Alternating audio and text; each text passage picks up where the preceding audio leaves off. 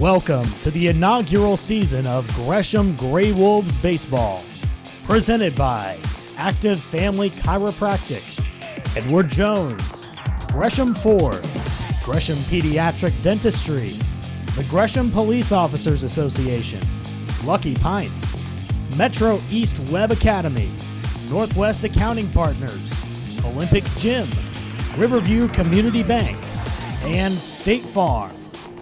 And now it's time for your Gresham Grey Wolves pregame show. Hello and welcome into the Gresham Grey Wolves pregame show here at Osland Field.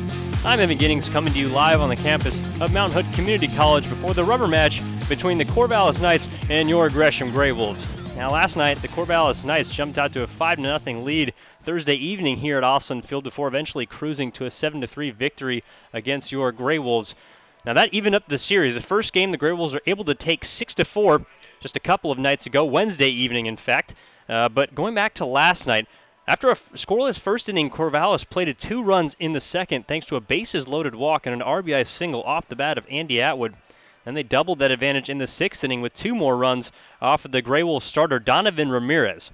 Now Gresham coming into play 8-3 and officially at an even 500, 19-19 on the season. They would trail as many as by 5 runs before hitting the comeback trail in the home half of the 7th. Dylan Doherty as well as Jack Johnson both picked up run-scoring singles to pull their team within a couple of runs as they drew 5-3, but the rally would fall short as the Knights ultimately prevailed. They tacked on 2 more runs in the later innings and ended up getting the 7-3 victory. Corvallis left-hander Hazael Quijada earned the win for the visiting side, throwing 5 innings of shutout baseball while allowing just 2 hits, was very effective, also striking out 7. The 2 teams returning to action here tonight. First pitch is just about 8 minutes away here at Osland Field as the ceremonial first pitch has been tossed out. Line of cards has been handed out, and we're just about set to go for the Grey Wolves here to begin taking the field. But before we get to that, as well as National Anthem, we want to go through our Gresham Ford keys to the game for your Gresham Grey Wolves. Now, the first key to the game will be stopping the table setter, and Kyle Novak, the center fielder for the Corvallis Knights. Last night, really had a great game, 2 for 4, scoring a run, also a couple of stolen bases. However, went 0 for 4 in Game 1, so I don't think that there's a coincidence there. When Gresham pitched effectively to the leadoff hitter for the Knights, the Corvallis offense stuttered a bit, and that's how the Grey Wolves were able to also take advantage and get a Game 1 victory. Now coming in, Novak is leading the South Division in the West Coast League in both batting average as well as triples, batting .341 and a total of 4 baggers there for Novak. He's also second in the South in runs scored at 23, second in OPS, that's on base plus slugging, at an .881 average, along with third in slugging percentage, also top 10 in steals, and of course on base percentage. The second Gresham Ford key to the game is keeping a pair of Knights in check. Andy Atwood and Roman Garcia were the only members of Corvallis to have multi-hit games in the first 2 games of the series, and Roman Garcia scored 4 runs so far. Atwood had 3 runs batted in through the first 2 games of this series. So we're going to take a quick break here on Gresham Grey Wolves pregame live, as after this National Anthem playing here at Osland Field, we'll get you your starting lineups as well as a couple of interesting statistics that I looked up before the ball game here. Again, Evan Giddings bringing you Gresham Grey Wolf baseball here at Osland Field. Stay with us in this break. Bum, ba-da-dum, da-da-dum. You are in a quest full of danger and excitement. Your path clouded by deception and dead ends that could cost you dearly. You have to fight off dangerous snakes and vicious jackals, savage headhunters and shark-infested waters. You don't know who to trust, and all you want is to buy a new car. I'm Bess Wills at Gresham Ford, and getting the car or truck you need doesn't have to be a dangerous adventure of epic proportions. At Gresham Ford, you won't find any snakes, weasels, or other predators, and you don't have to worry if you are going to get pillaged. All dealers pay the same for the cars they sell. We just help you get the new or used vehicle you need without all the drama. If you want an adventure full of shady characters, crooked deals, and nasty vermin, go to the movies. If you want to get the best built cars and trucks in America, come to Gresham Ford. We'll all donate $100 to the church or charity of your choice with every vehicle you purchase at Gresham Ford. Bum ba dum bum bum bum bum ba dum dum da da dum. You are in a quest full of danger. Finding the right dentist for your young children can be challenging. At Gresham Pediatric Dentistry, we understand the importance of helping your child feel comfortable in the dental chair.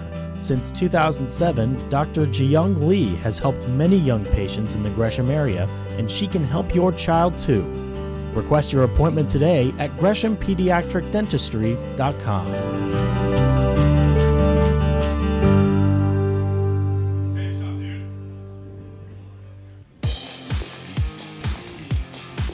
Live from Osland Field at Mount Hood Community College, this is Gresham Grey Wolves Baseball, presented by Active Family Chiropractic, Edward Jones, Gresham Ford, Gresham Pediatric Dentistry, the Gresham Police Officers Association, Lucky Pint, Metro East Web Academy, Northwest Accounting Partners, Olympic Gym, Riverview Community Bank, and State Farm.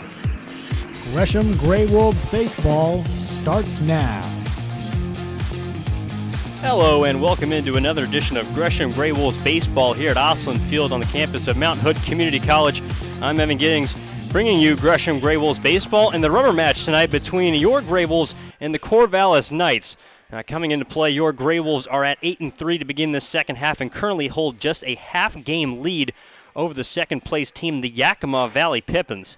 The Corvallis Knights, with a win last night, improved to 5-7 on the season, and will try and get back in the win column here. Trying to stall that and front that victory will be Spud Heidemann, the right-hander on the mound for the Gresham Grey Wolves, as he's taken the hill. Almost done with his warm-up pitches, as it appears like we're going to have a bit of an early start. So a set for a 7:05 first pitch. Could be a couple minutes early, around 120 seconds to be exact. But nonetheless, a beautiful day here for baseball. In Gresham, Oregon, a couple of clouds scattering the sky. We saw a bit more of a gloomy overcast last night. Around 75 degrees is the temperature. Not too much wind, although blowing a little bit from left to right. So we'll see how that plays here at Osland Field. The throw down to second base from the catcher, Ben Klinke, as we're just ready to go. And we get you your starting lineups here for the Corvallis Knights. Leading it off and playing center field, it'll be Kyle Nobach. Hitting second and playing left field, Nick Kale.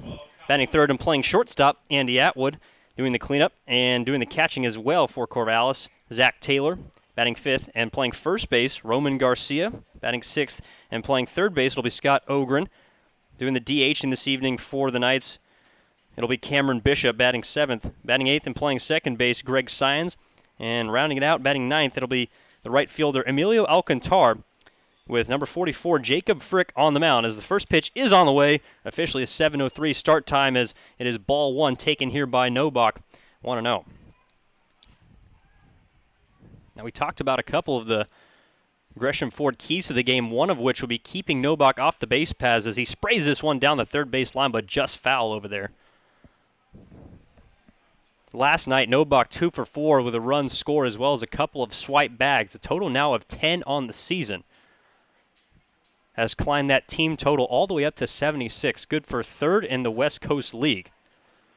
And Nobach certainly has been a spark at the top of this offense. It's going to be a challenge for Spud Heidemann, making his sixth start for Gresham to try and retire him. It's a 1-1 on the way. Laced into center field, but right at the center fielder, Ryan Smith takes a couple of steps over to his left, lunges up and makes the grab for the first out of the ball game. So first battle won there by Heidemann, who coming into play is just one of 10 West Coast League pitchers, to have pitched in a complete game. And the only other member of the staff for Gresham to have done so is David Wallum, who has been shut down due to an innings limit. So officially, the only member of the Gresham staff to have tossed a complete game is now first pitch swing as the second batter, Kale, lifts this one into shallow right field. Oncoming the right fielder, Adams, and he'll make the catch, 2 away. Defensively for the Grey Wolves, Mark Cardinale in left field, Ryan Smith in center, Josh Adams in right. On the infield, Connor Zickafoose at third base, Dylan Doherty at second, Dylan Doherty at shortstop, Curtis Perrin at second base. Will Matheson getting the start at first with Ben Klinke behind home plate, and Spud Heidemann on the mound. Now the first pitch on the way to the third batter, Atwood, is a fastball over the outside corner for strike one. And hopefully we're getting a different look of Spud after his last outing. Struggled a bit against Victoria as the 0-1 misses too far inside. Jumped out of the way, did Atwood there. It's even up the count at 1 ball and 1 strike. So far, 3-1 record, 4.62 ERA. As he now gets a swing and a miss here, a curveball low and away. Chased that one, did that one. Now down to the count 1-2. And check that, a 4.36 earned run average in 33 innings. It's good for third most on the Grey Wolves as he now gets another swing and a miss. A near identical curveball buried low in the dirt, and Atwood went for it again. So a 1-2-3 top of the first inning here for Spud Heidemann as we'll head to the bottom of the frame. Corvallis does not score with the Grey Wolves coming up. Dylan Doherty, Curtis Perrin, and Mark Cardinale when we return here on Gresham Grey Wolves Live. It's a howlin' good time down at the Lucky Pint, where we have 30 rotating taps, happy hour all day on Sundays, fishbowl Fridays, or just come down and fill up a growler. The Lucky Pint is the home of Gresham Grey Wolves, where we honor service members with a 20% discount every Monday. Check us out on Facebook to see our latest cocktails and craft beer list, and then come in and see for yourself what all the excitement is all about. Located at 1888 Northwest Fairview Parkway in Gresham, your locally owned place for craft beer and cocktails in Gresham. If you are looking for an award-winning institution of higher education that is touching lives in many ways, look no further than Mount Hood Community College. For 50 years, MHCC has been an economic engine that brings hundreds of millions of dollars into our community, while also providing great educational services to area residents. No matter what you're interested in, MHCC has a place for you. To learn more, visit our website at mhcc.edu. Mount Hood Community College, transforming lives, building communities. It's time to gear up. Visit the Grey Wolves team store during your next visit to Osland Field. Hats, hoodies, and shirts in different styles, colors, and logos to show your support of Gresham's team. We have a huge selection of Grey Wolves gear available online as well. Just visit GreshamGreyWolves.com to pick up your favorite gear and wear it to the next Grey Wolves game at Osland Field. That's the team store at GreshamGreyWolves.com. Gear up!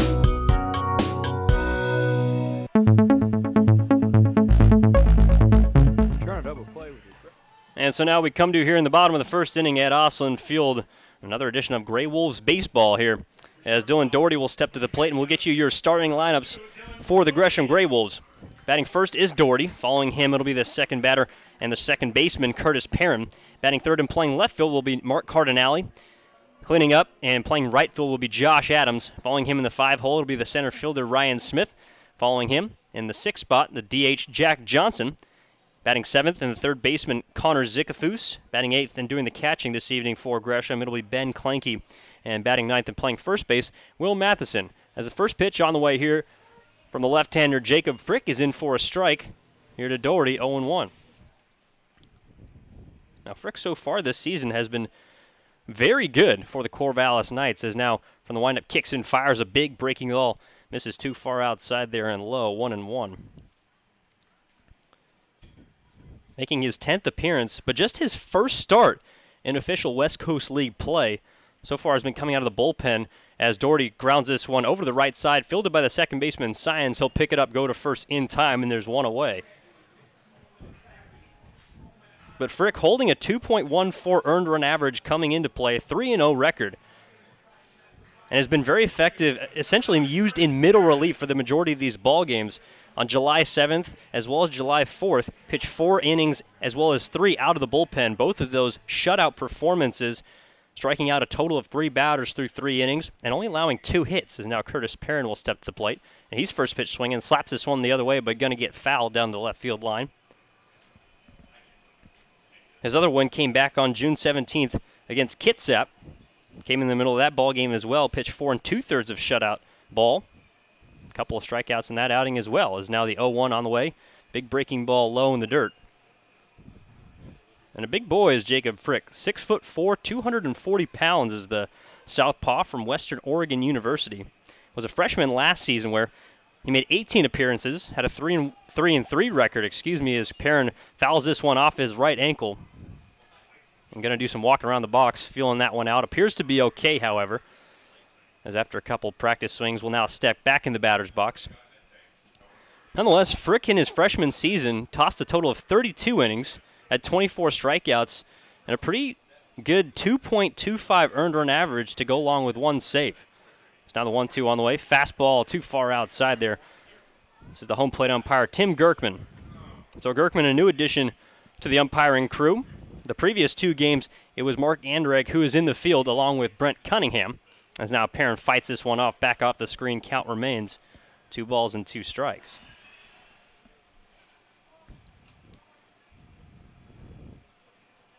Frick, in fact, up until his last 2 outings, had only allowed a total of 3 earned runs through 19 innings, as now Perrin again fights this one off. A good battle here at the plate.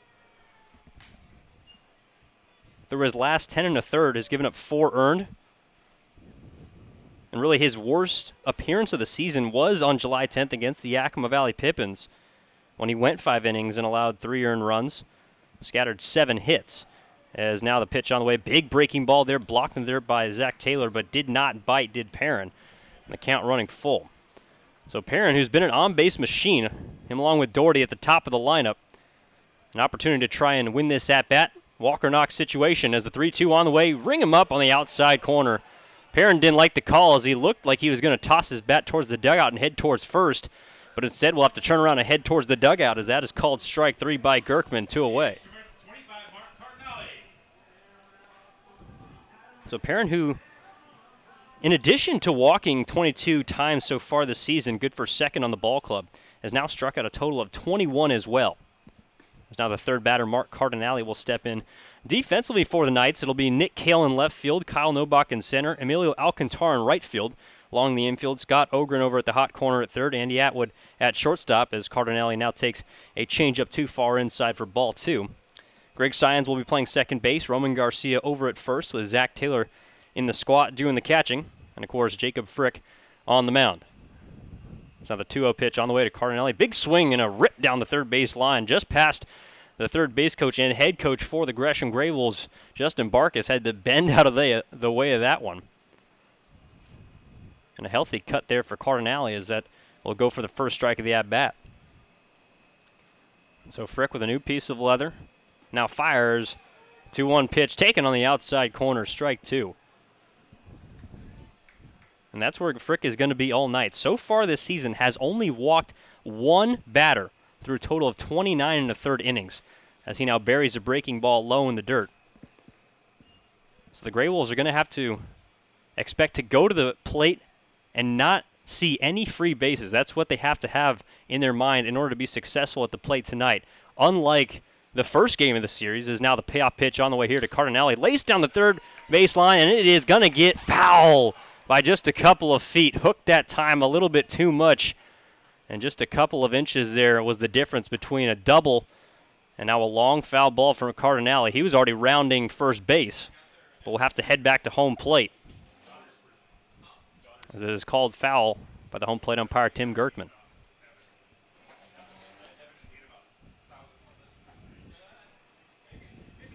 And Frick also, despite only walking 1 batter, has given up 23 hits, so is going to be susceptible to contact as now Cardinale fights this one back off the screen, and we'll do it again.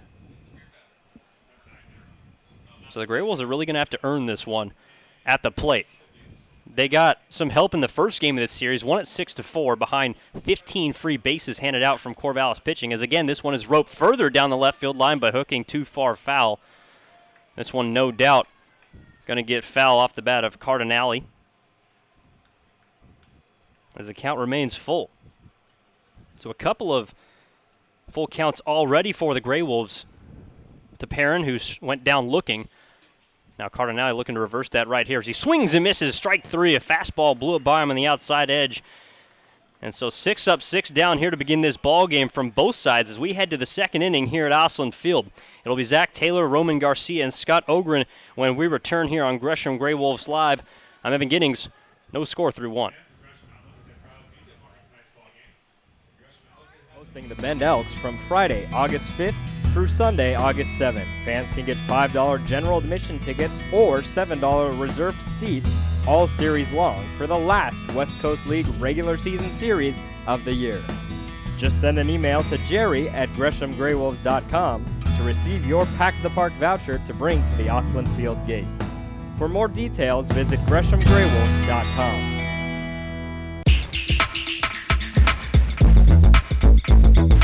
Follow your Gresham Grey Wolves on social media. The Grey Wolves are active on Facebook, Twitter, and Instagram at Gresham G Wolves. Follow your favorite West Coast League baseball team at home, on the road, and in the community. Behind-the-scenes access, photos from the ballpark, video recaps, and more, all at your fingertips. That's at Gresham G Wolves on Facebook, Twitter, and Instagram.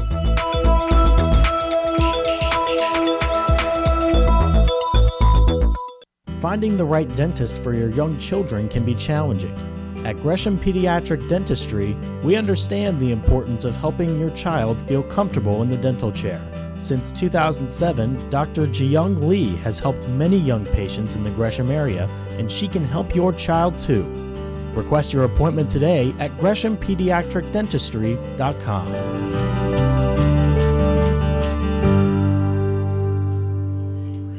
And so now as we come back to the booth here at Osland Field, first pitch swinging as the batter there, Zach Taylor, a tapper right in front of home plate, fielded by Spud Heidemann, goes to first base in time for the first out. But a couple of special guests here joining us in the booth, both left-handers, one a starter, and at one point a starter yourself, Chris Brown and Aaron Schaup here for the Gresham Grey Wolves. How you guys doing? Good, how about yourself? How you doing, Schaup? Doing pretty good myself. Yeah, it's nice being here at the ballpark today. The first pitch on the way here now to Garcia is taken for ball one.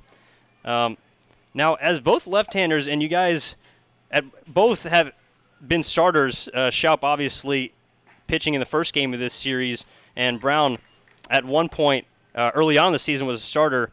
Now, you guys, is there a different mentality going out there on the mound against a team like the Corvallis Knights as opposed to, especially with them winning the first half, as this one is roped into left field, going to get down for a base hit?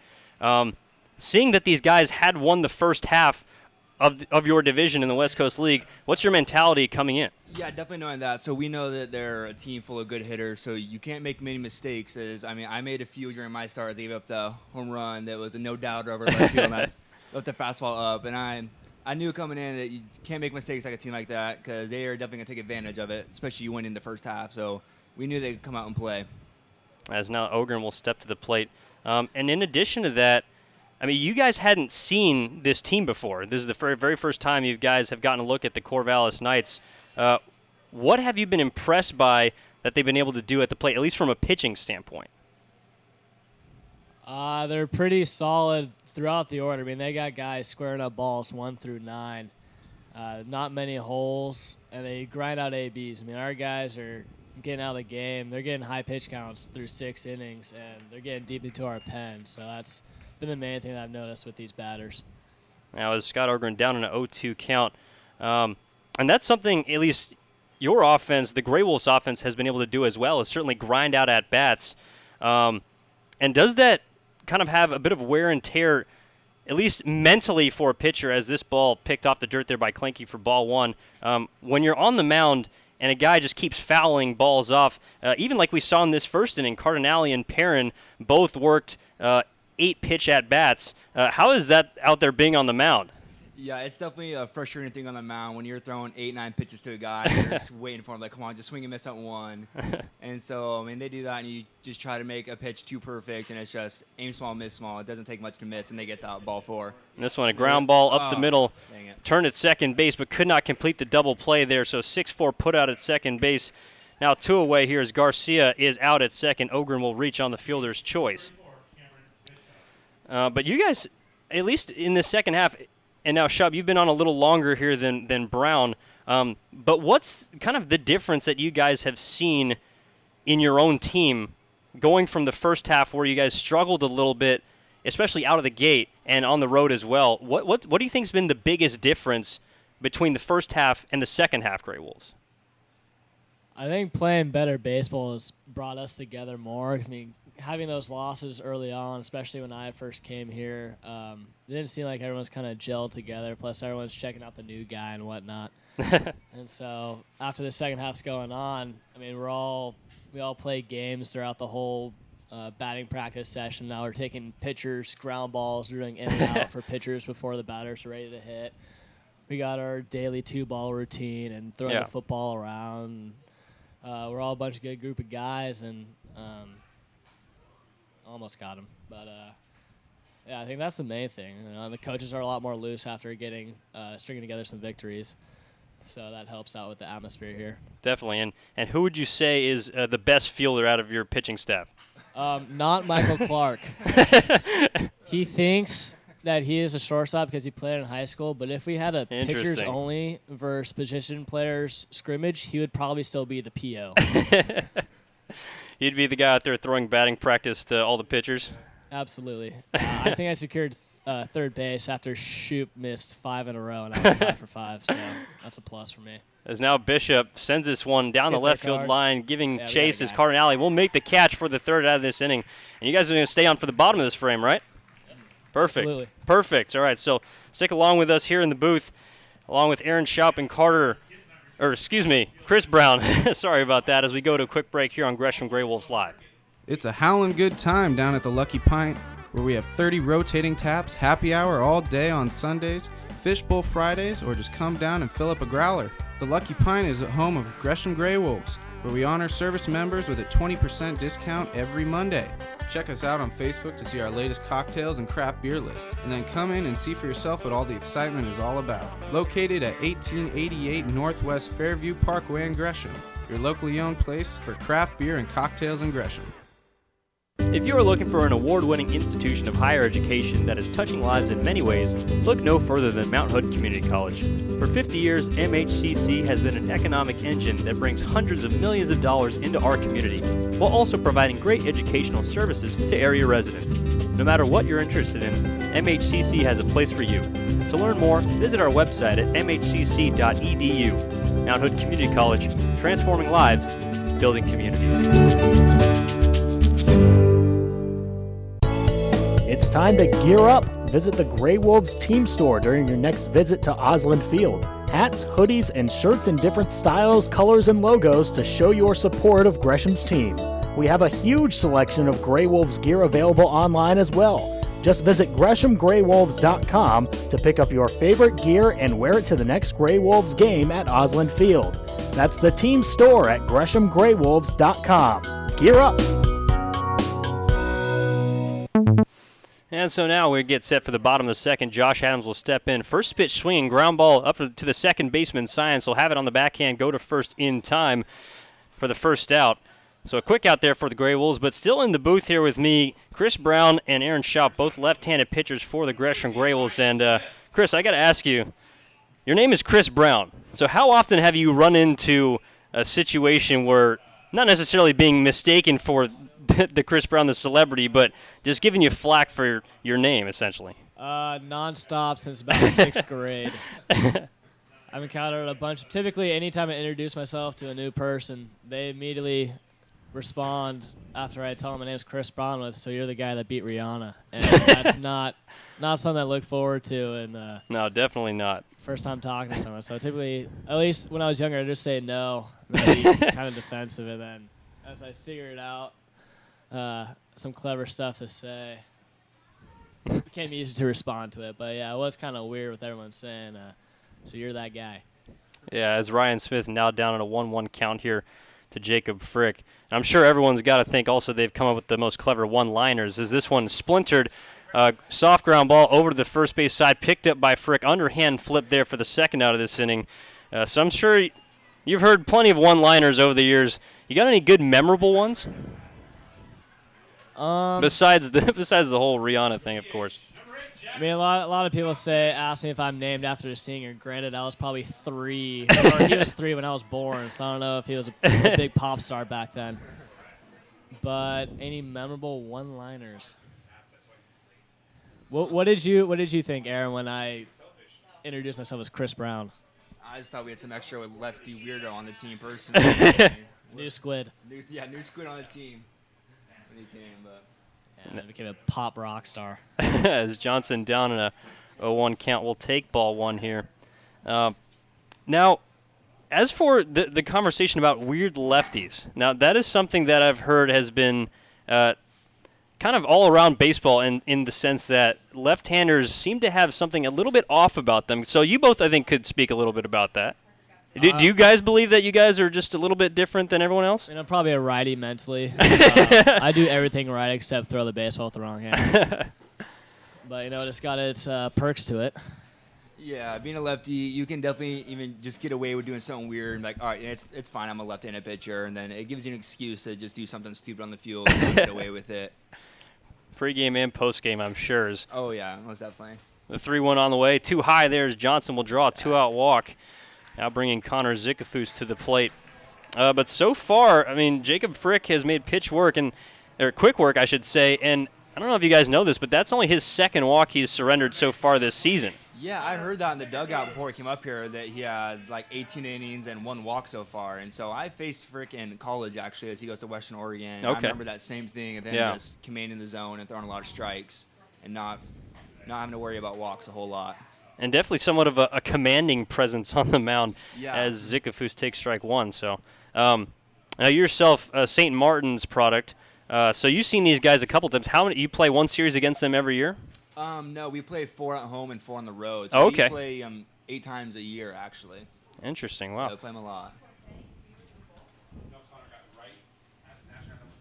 Now fake pickoff attempt over to first base. So Zickafoos, lefty on lefty matchup here for Frick, who now comes set. Now another look. Finally kicks and fires and gets a fastball over the outside edge. And so you guys as left-handers having to utilize different pitch repertoires, I should say. So what kind of pitches are your guys' go-to in a situation like this here in an 0-2 count?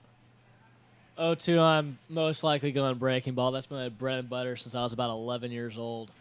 And I've been known to mix my pitches a lot and pitch backwards, so that's definitely a pitch that I would recommend using in this kind of situation, especially getting a ground ball. Definitely. Runner takes off here. Check swing. Throw down to second base. High as Jack Johnson is in with a stolen base. Now a runner in scoring position for the Gray Wolves with 2 outs.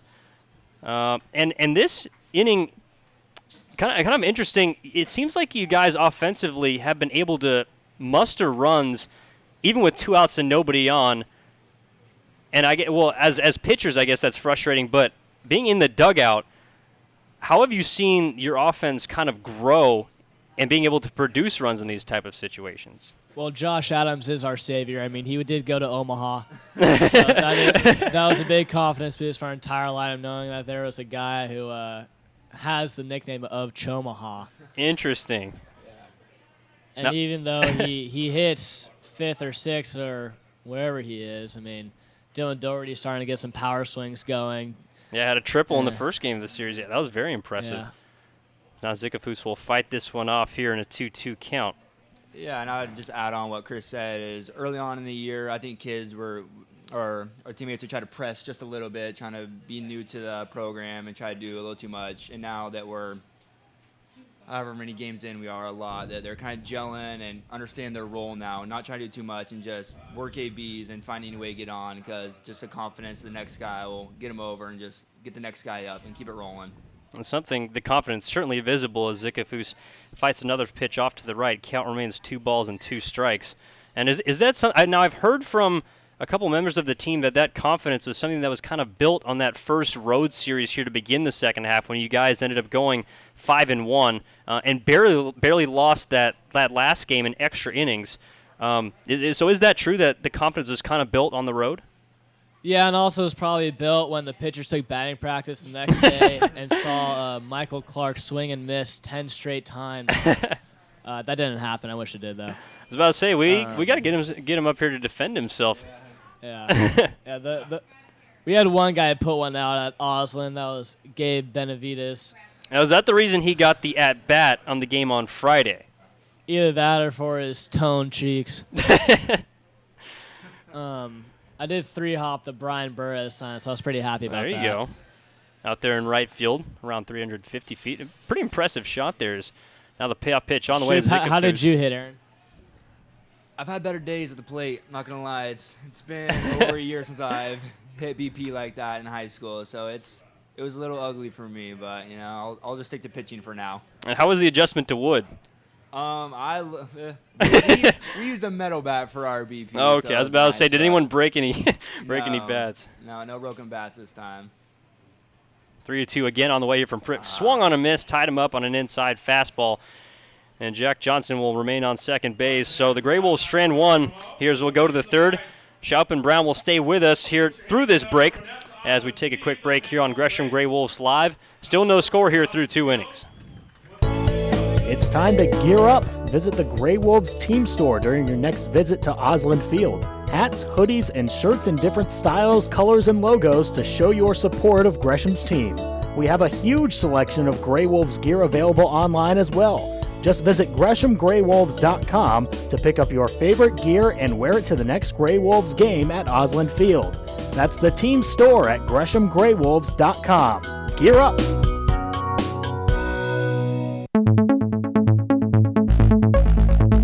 Turn a double play with your Gresham Grey Wolves by becoming a marketing partner. If you or someone you know would like more information on how to become a marketing partner, contact the Grey Wolves at 503-428-5248. Again, that's 503-428-5248. Your partnership with the Grey Wolves would be a howl of a good time.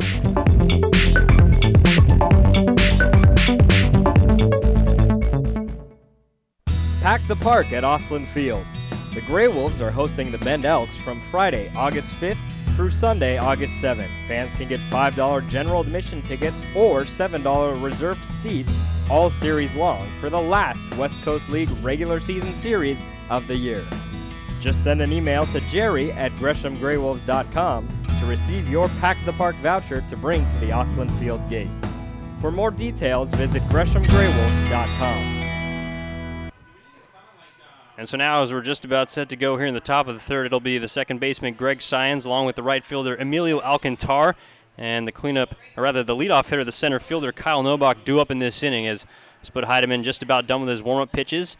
And still joining us here in the booth, a couple of left-handers, Chris Brown and Aaron Shoup for the Gresham Grey Wolves.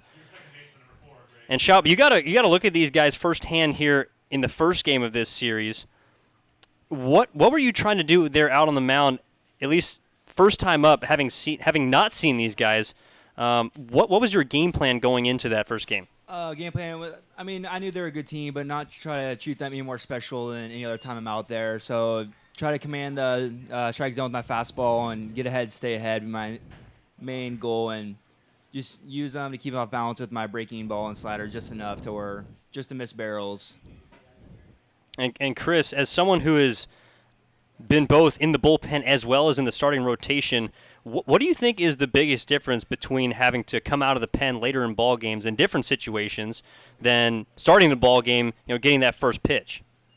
Well, I think the difference to me is how much attention to detail you have to be when you're coming out of the pen than getting the start. Because when you're getting the start, you can go 6 or 7 and just be around the middle of the plate, but when you're coming out of the pen for just 1 or 2 innings, you got to be spotting up on the corners and making sure there's no shot of getting a run to secure the lead. That was one of the big things I transitioned to, because I was a starter in high school, and then this past spring I was primarily relief, and I didn't really know how to. This ground ball over the left side, picked up by Zikafuz. He's been money over there at the hot corner, continues to stay strong as he delivers a strike here for the first out. Greg Syons is retired. Sorry. Knowing that I only had 1 or 2 innings to go, it was different. It was different for me trying to figure out how much energy to put into every pitch, because I knew as a starter I had to be able to pace myself, and that transition to trying to go all out for an inning or two was one I had to figure out over a few outings. There he goes. This one, Alcantar slapped over the left side, apparently is caught in the air there. Zikafuz showed the ball to the home plate umpire, Tim Gerkman. Says it was caught on the fly as Alcantar is quickly retired. 2 away here. So after a first game, Shoup, of course you were a part of, that went a bit longer. These last 2 games have turned into sort of more quick pitchers duels. I believe last night only around 2 hours and 30 minutes was the game time as opposed to 3:15 there in the first game. Yeah, definitely a lot quicker last night. Just that first game, they had, I think I saw 14 walks as a pitching staff. So that's, I think, prolonging the game and just creates long innings for our team in the dugout. But we'd rather have long innings or in the dugout, and then we're out in the field. So we'll take those anytime. And Spud's certainly a pitcher that's going to attack the strike zone as he did in the first pitch. Got strike 1, now misses here a bit outside. And it seemed like at least in those last couple of starts, the only team he's had trouble with has been Victoria. But every single time that he's had kind of a subpar appearance, as this one is roped into left field, going to get in for a base hit here off the bat of Nobach. Every time that he's had some trouble in an outing, he's responded. And I think that is also true of many of your pitchers, and honestly the team in general. Whenever you guys have had trouble in a ball game, maybe haven't played up to your abilities, it seems like you bounce back very well the next day. Yeah, I'd agree with that. I would just think that just being the competitors that we are, that nobody likes being hit around or get beat up by their team, so we want to come out there and just do it back to them, so let them know how it feels to do something like that. Very true. Now Nick Kale will step to the plate, takes a fastball outside, as a bluff on a steal attempt there from Nobach. And Brown, would you say that is true of the team as well, that kind of bounce-back mentality? Yeah, I would agree. I mean, as a starter, you have 5 days to think about what you need to work on. And knowing that it's summer ball, I mean, it's a lot more relaxed environment than in spring with your university. Very true. As now the 1-0 fly ball out to deep left field, giving chase is Cardinelli right in front of the Gresham Ford sign there in left field, able to make the catch there, hawk that one down, as we'll go here to the bottom of the third. So a quick 2.5 innings here at Osland Field, as we'll take a quick break. Still no score, as the Gresham Grey Wolves will be coming to the plate. Offensively, it'll be the bottom of the order, and Klinke, Matheson before Doherty at the top, as we take a break here on Gresham Grey Wolves Baseball Live. Follow your Gresham Grey Wolves on social media. The Grey Wolves are active on Facebook, Twitter, and Instagram at Gresham G Wolves. Follow your favorite West Coast League baseball team at home, on the road, and in the community. Behind-the-scenes access, photos from the ballpark, video recaps, and more, all at your fingertips. That's at Gresham G Wolves on Facebook, Twitter, and Instagram.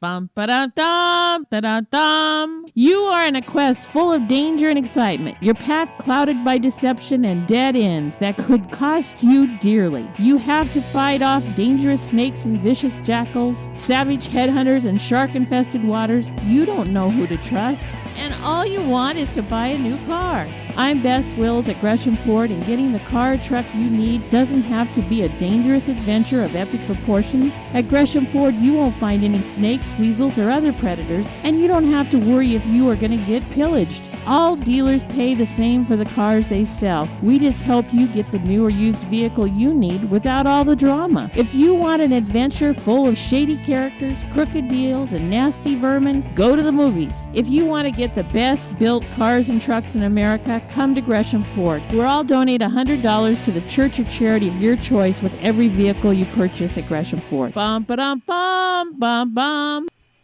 And so now Ben Klinke will step to the plate here to begin this third inning. Again, Aaron Schaup and Chris Brown, two left-handed pitchers for the Gresham Grey Wolves, still with us. And during the break, we had a bit of a talk because we were discussing Spud Heidemann and his performances so far this season, and specifically a complete game effort a couple of weeks ago. I believe you guys were up in Kelowna, and actually a funny story as that one is lifted into center field. Going to drop for a base knock there, so leadoff single here for Klinke. But a funny story actually about that start and that day in general that you guys could kind of take us through. Well, I think I woke up at about 4 a.m. and had myself a bowl of Raisin Bran, and then headed over to the Dairy Queen parking lot to load up the bus for a 5 a.m. departure. And I slept the entire way. I mean, we stopped. I don't know where we stopped. We stopped at 9 to get some breakfast. How long was that bus drive? Well, we got on at 5 a.m. and got off at 6:30 p.m. Wow. Granted, we were at the border for 3.5 hours. So the probably actual travel time was around 10, 11. Now, I heard it was because you guys ended up going to a truck stop, or at least a truck stop for the Canadian border. And so what happened? Did you guys end up getting through there, or did you have to go around? Is that what took so long? No, we went through the spot we showed up at, but we showed up and I sat kind of close to the coaches. Bobble it. This one, a ground ball, bobbled by the shortstop Atwood, still able to recover and make the throw to first base. So Klinke moves up to second, but Matheson is out on the 6-3 putout. Yeah, we showed up. I remember the border control officer saying something along the lines, we should have went somewhere else or had to do something else. And once we got there, we had to pull off to the side. And then the coaches, we were on the bus for probably 20 minutes. The coaches looked at us and said, okay, get off the bus, be back at 1:30. And that was like an hour away. And we're like, wow, what's taking so long? Come back at 1:30. All right, come back at 2:30. Jeez. Yeah, and it just kept on going like that. So and we were in a small little town too, so there was nothing there and nothing to do, and just stuck at a general store for 2 hours. Unbelievable. It was a living nightmare. And now as Doherty takes ball 1 here low. But you guys ended up getting the W that day, a 3-2 victory, a very close one. In fact, I believe kind of a late inning rally by you guys as well. But Spud ended up going all 9, so even more of an impressive performance. At least described by your head coach, Justin Barkas, says you guys got there with just enough time for Heidemann to warm up and for guys to maybe take a couple of hacks, maybe get some sprints in, but essentially show and go, and you guys were still able to get the victory. Yeah, the announcers for Kelowna definitely had enough time to think of a lot of material for us arriving late as they were. This one roped into center field there by Doherty. Going to get in for a single. Clanky will be held at third there by Barkas. But, yeah, continue with that. So how was that? Yeah, I mean, we arrived at 6:30 wearing the clothes we were wearing on the bus, and, I mean, the whole stadium's already filled up. The announcers are just thinking of all these little one-liners trying to get in our head and get the crowd going. I mean, we're showing up to the field in flip-flops and shorts and whatnot, and we barely even have uniforms on by game time. Yeah, the announcers, they definitely let us hear it that we were late because we showed up, it was right around 6:30 or 6:35, and that's when the game was actually supposed to start. Okay. And so I remember Barkas talking to Spud before the game and said, we're going to start as soon as you're ready. And so I remember Spud had to get going right away. And I don't know if he even got to 90 feet playing catch, honestly.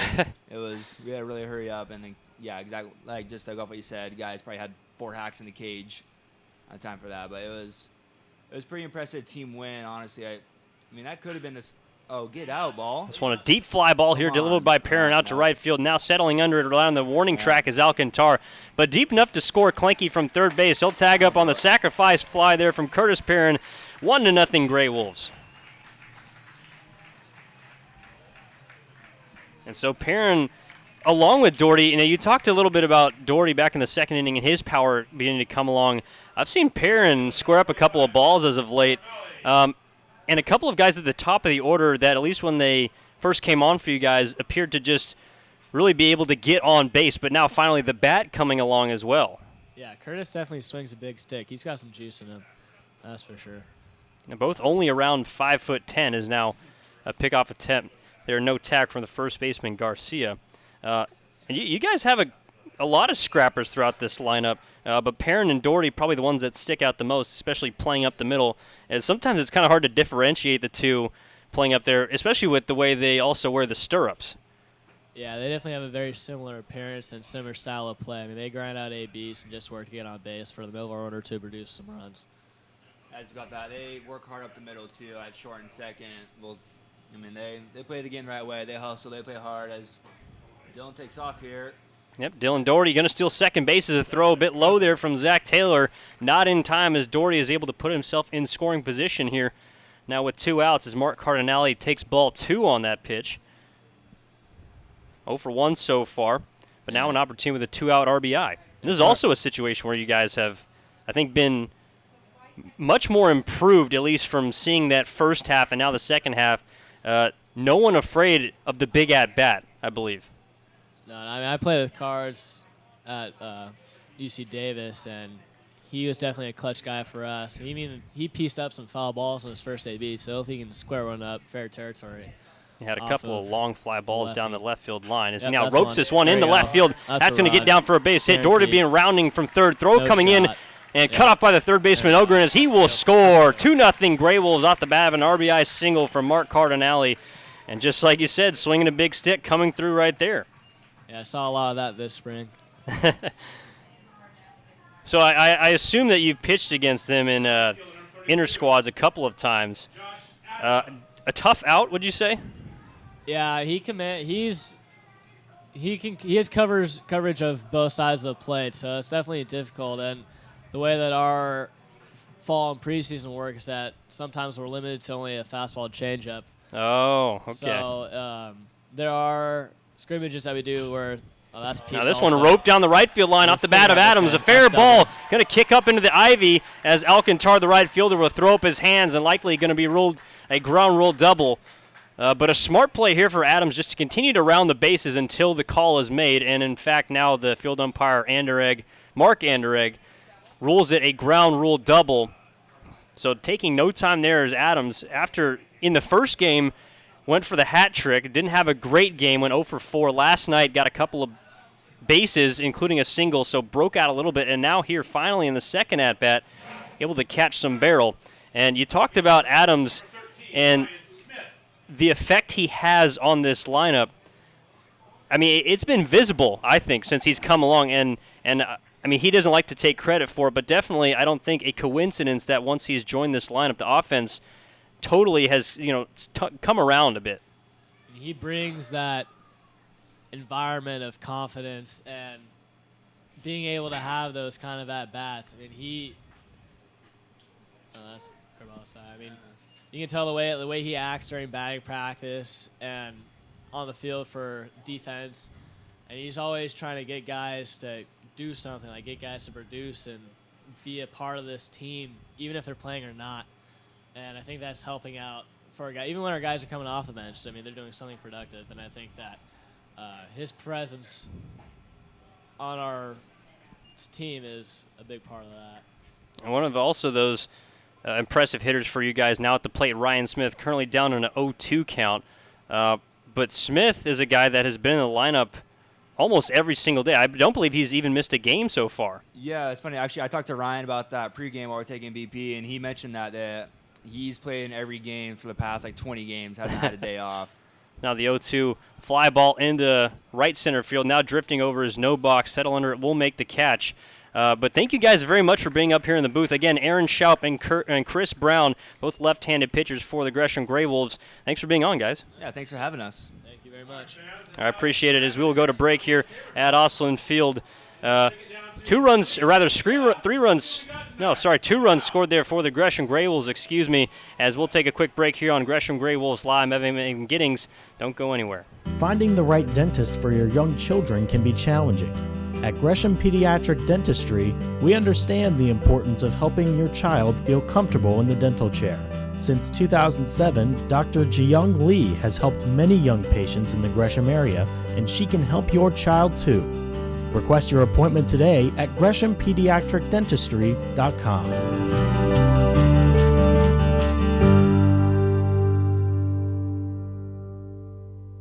It's a howlin' good time down at the Lucky Pint, where we have 30 rotating taps, happy hour all day on Sundays, fishbowl Fridays, or just come down and fill up a growler. The Lucky Pint is the home of Gresham Gray Wolves, where we honor service members with a 20% discount every Monday.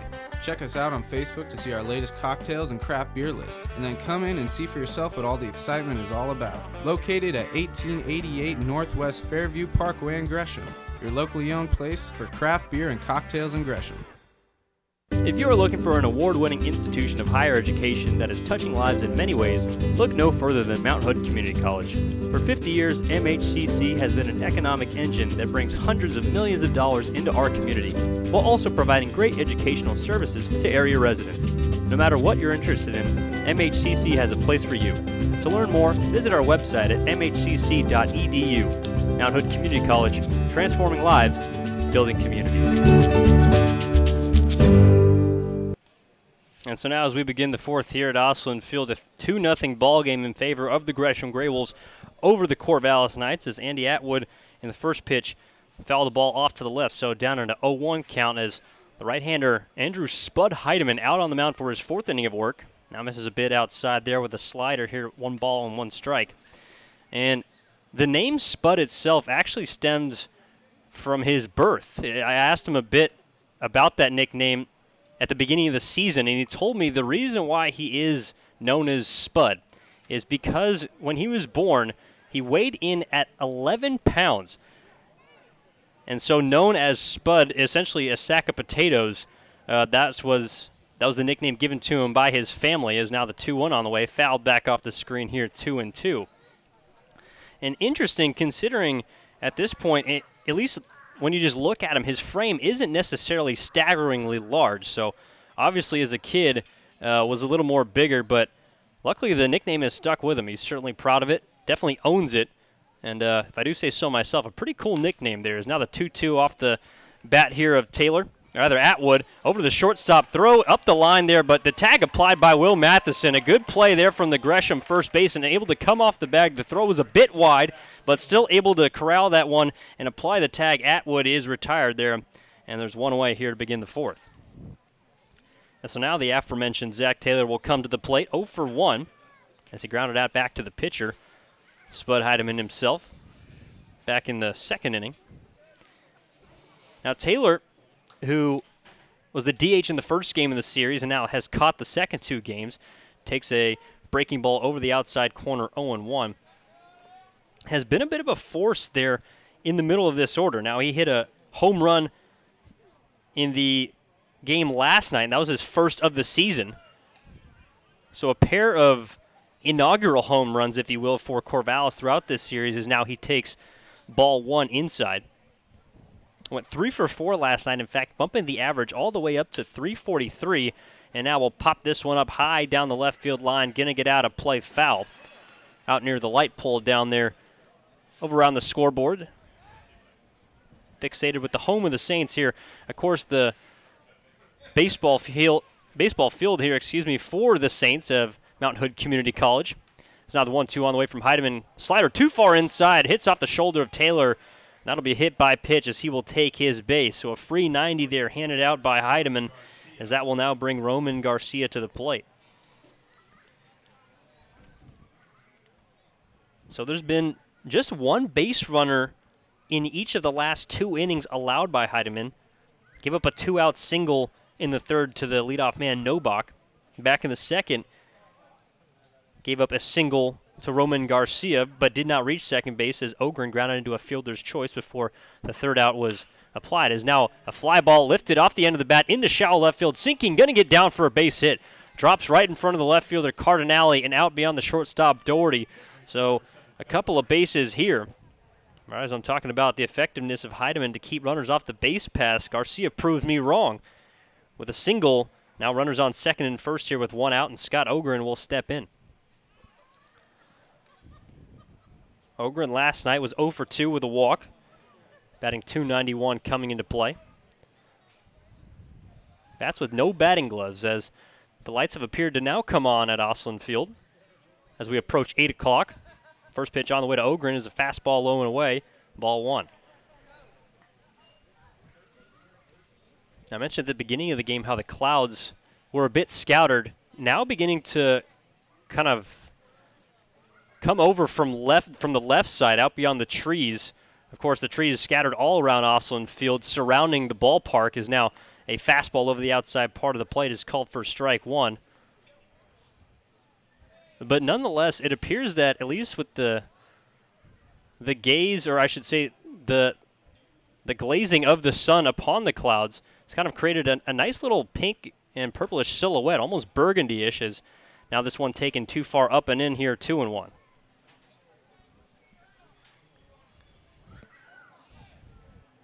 And so in a ball game last night that was extremely quick,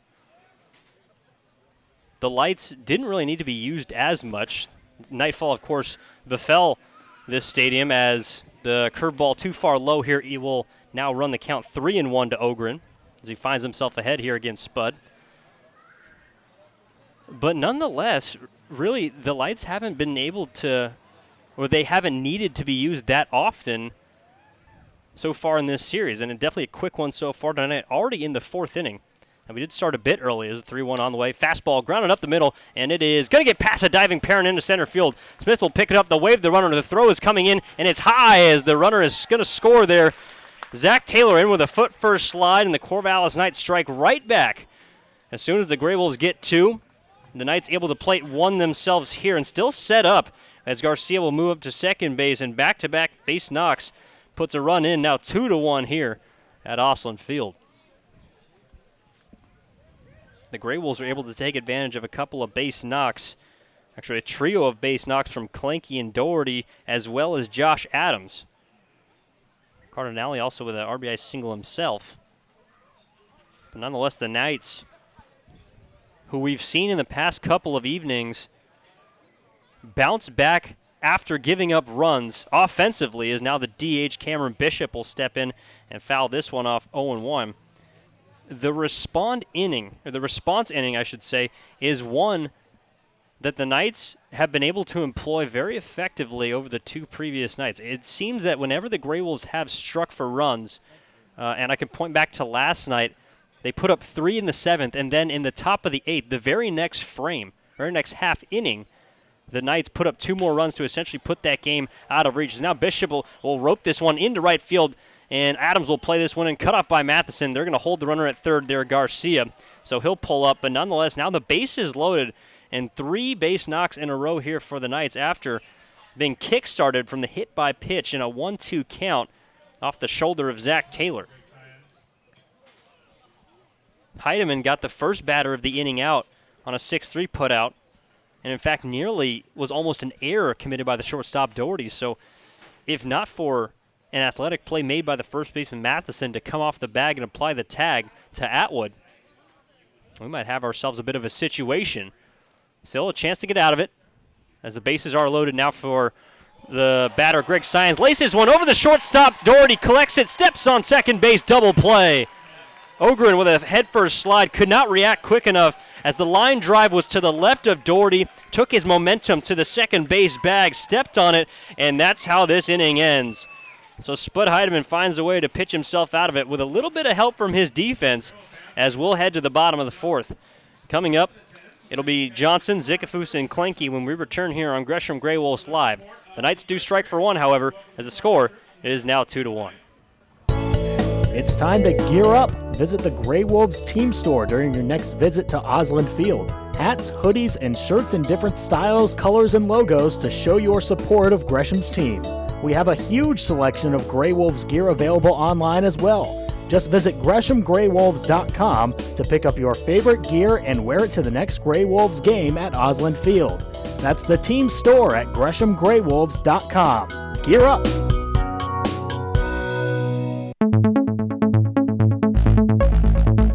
Turn a double play with your Gresham Grey Wolves by becoming a marketing partner.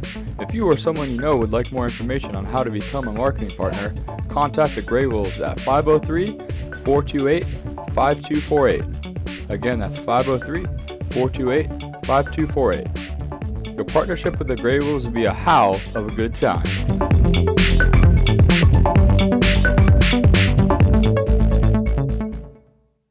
Pack the park at Osland Field. The Grey Wolves are hosting the Bend Elks from Friday, August 5th through Sunday, August 7th. Fans can get $5 general admission tickets or $7 reserved seats all series long for the last West Coast League regular season series of the year. Just send an email to jerry@GreshamGreyWolves.com to receive your Pack the Park voucher to bring to the Osland Field gate. For more details, visit GreshamGreyWolves.com. And so now Jack Johnson will step in here. First pitch swinging as the left-hander for Corvallis. Freak pops him up over the right into shallow right field. Coming on is the right fielder Alcantar, and he will make the catch for the first out for the bottom of the 4th inning for the Grey Wolves. So now it'll be up to Zickafoose, 1 away here, as they'll have to try and get back on the board. They have a 2-1 lead here, although the Knights cut it in half in the previous frame. After the Grey Wolves scored 2 in the bottom of the 3rd, the Knights struck for 1. 3 base hits coming from the middle of the order. Roman Garcia, Scott Ogren, and Cameron Bishop, the latter of which was an RBI, is now Zickafoose first pitch swinging. Grounds one over to the second baseman, Science. He'll pick it up and flip it onto first base in time.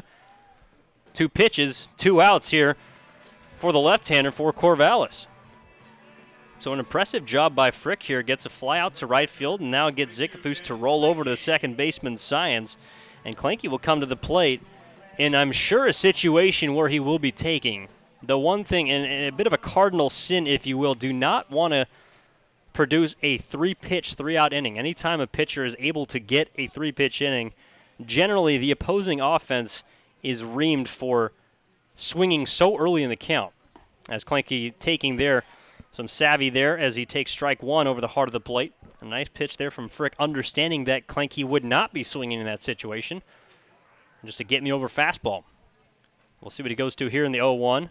In on the hands, changeup that time, flipped off over to the left by Clanky, out of play as it's 0-2. And so Frick, as advertised, has been in and around the strike zone, drawing a lot of contact. Does have 3 strikeouts, which he's not necessarily a specialist at. As now Clanky takes a curveball along the dirt here, 1-2. A chase pitch that time that Clanky did not offer at. However, Frick, and even with Aaron Schaup, one of the left-handers here up in the booth, along with Chris Brown alluded to, even during his season at Western Oregon, was a pitcher that simply did not miss the strike zone.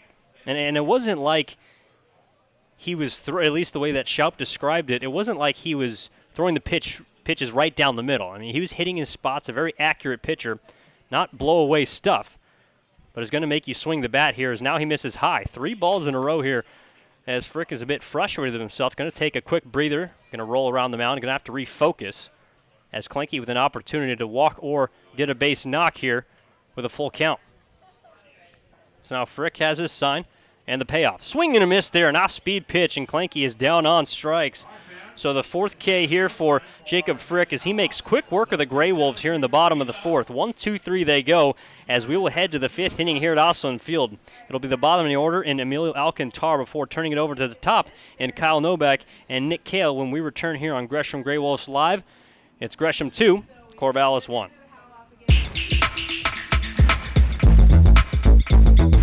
Follow your Gresham Grey Wolves on social media. The Grey Wolves are active on Facebook, Twitter, and Instagram at Gresham G Wolves.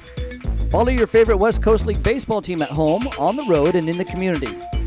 Behind-the-scenes access, photos from the ballpark, video recaps, and more, all at your fingertips. That's at Gresham G Wolves on Facebook, Twitter, and Instagram.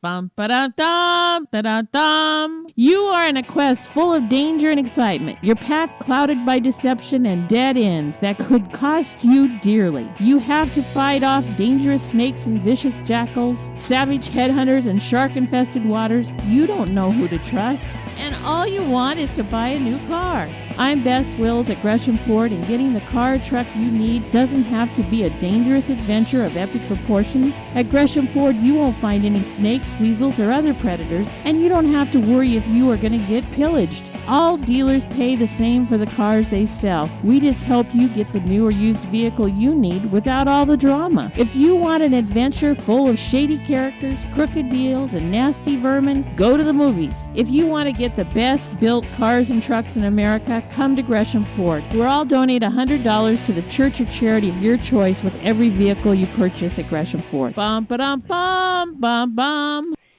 And so Spud Heidemann back out of the mound for his 5th inning of work. The first batter he will face will be the right fielder for Corvallis, Emilio Alcantar. He's first pitch swinging, pops one up deep down the right field line. Giving chase is Will Matheson, and he will make the catch. A nice over-the-shoulder basket catch there for Will Matheson. Drifting far down the right field line into foul territory. Still able to come up with that one. And it looked like Josh Adams playfully telling Matheson that he tried to call him off on that play, and Matheson simply ignored him. But nonetheless, a positive result there for the Grey Wolves as there's one out here to begin the 5th. So Alcantar now 0 for 2, as that'll turn it over to the top of the order, and Kyle Novak, the center fielder for Corvallis, already 1 for 2 this evening. Singled back in the 3rd. Now the first pitch on the way here from Heidemann. Fastball misses too far inside there, 1-0. So far, Heidemann in this game has been very effective.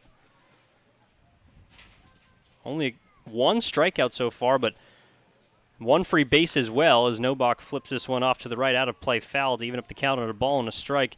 Has been attacking these Corvallis hitters and really has not been afraid of any one of them, which has impressed me the most, even after this 4th inning here where he hit Zach Taylor in a 1-2 count, gave up 3 singles in a row, eventually 1 run, but still not afraid to come back in this strike zone as he misses a bit too far low here with a slider, 2-1. And it appears that the Knights understanding the scouting report of Heidemann in that he's not going to put runners on base, have been aggressive early in counts. Same thing for the Gresham offense, is now another slider just below the knees that time. Glenke framed it but could not get the call there from Tim Gerkman. And now 3-1 here to Kyle Nobach.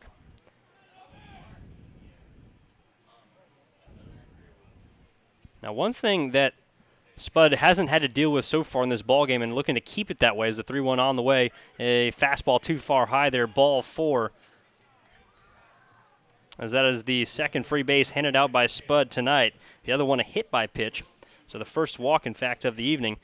Nonetheless, the one thing that Spud has had a bit of trouble with in the past is keeping the ball in the ballpark. We've seen him giving up 2 home runs here at Osland Field, a total of 3.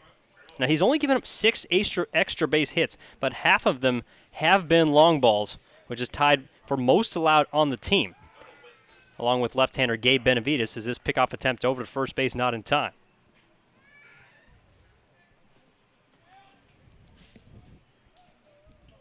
And so now Nick Kill, the left fielder for Corvallis, will step in. He's 0 for 2 with a pair of flyouts, both to the center fielder Smith, as now he takes the first pitch fastball too far outside here, 1-0. Now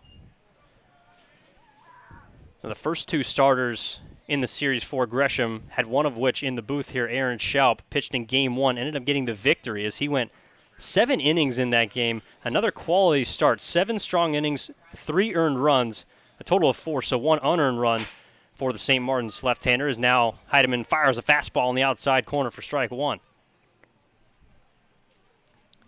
And then Donovan Ramirez was last night, had a bit of trouble, only gave up 4 runs, but the offense really couldn't muster anything the entire way.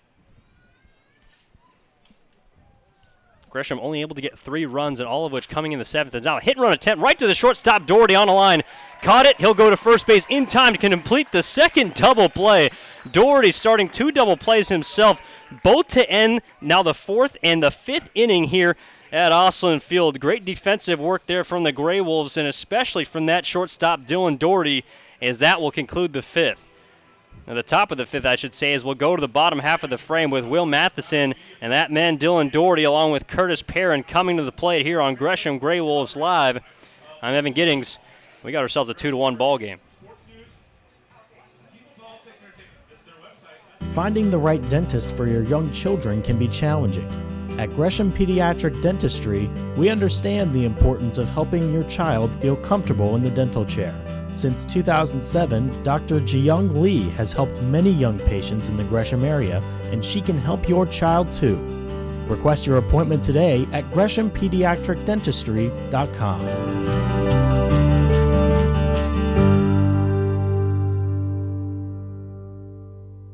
It's a howlin' good time down at the Lucky Pint, where we have 30 rotating taps, happy hour all day on Sundays, fishbowl Fridays, or just come down and fill up a growler. The Lucky Pint is the home of Gresham Gray Wolves, where we honor service members with a 20% discount every Monday. Check us out on Facebook to see our latest cocktails and craft beer list, and then come in and see for yourself what all the excitement is all about. Located at 1888 Northwest Fairview Parkway in Gresham, your locally owned place for craft beer and cocktails in Gresham. If you are looking for an award-winning institution of higher education that is touching lives in many ways, look no further than Mount Hood Community College. For 50 years, MHCC has been an economic engine that brings hundreds of millions of dollars into our community, while also providing great educational services to area residents. No matter what you're interested in, MHCC has a place for you. To learn more, visit our website at mhcc.edu. Mount Hood Community College, transforming lives, building communities. And so to begin the Gresham Gray Wolves bottom of the 5th, Will Matheson lined out to center field on the first pitch he saw. Gave it a ride, but was hawked down by the center fielder for Corvallis, Kyle Nobach. Had to go out near the warning track to snag that one down, but nonetheless does, as there's one away here to begin the home half of the 5th. So now Dylan Doherty will step to the plate, who's already turned a couple of nice defensive double plays, and already has a single himself as he takes a strike over the inside part of the plate, 0-1. He's 1 for 2 with a single. Also stole second back in the 3rd as he essentially created a run out of thin air. Singled with 2 outs as he now takes a curveball over the outside corner for strike 2. Singled with 2 outs and then stole second before eventually being brought around by the double from Josh Adams. Coming back in the third. 2-1. The Grey Wolves had the lead as Doherty will slap this one over to the first base side, and it will hook foul. Took a funny hop there off the chalk that time. Nonetheless, will kick foul for strike 2. The count remains 0-2. So I mentioned his defensive plays, both of which ended the 5th and the 4th inning. Maybe the most important one in the 4th as he now takes ball 1 here, a fastball high from the left arm of Jacob Frick. And back in the 4th, it was a line drive shot off the bat of the second baseman, Greg Science, that Doherty gloved and then flipped onto the second baseman, Perrin. And now we'll have to head back to the dugout. Check swing there, called by the home plate umpire, Tim Gerkman. He did go around, and some frustration there from Doherty, but not going to argue that call, as he knew he went around, going to head back to the dugout. So the 5th strikeout now for Jacob Frick. 4 swinging, 1 looking, as the one who went down looking is Curtis Perrin. He'll now step to the plate. That came back in the 1st. Came in a full count. In fact, was the 8th pitch of that at-bat, as Perrin also has himself a sacrifice fly, and now will take strike 1 over the heart of the plate.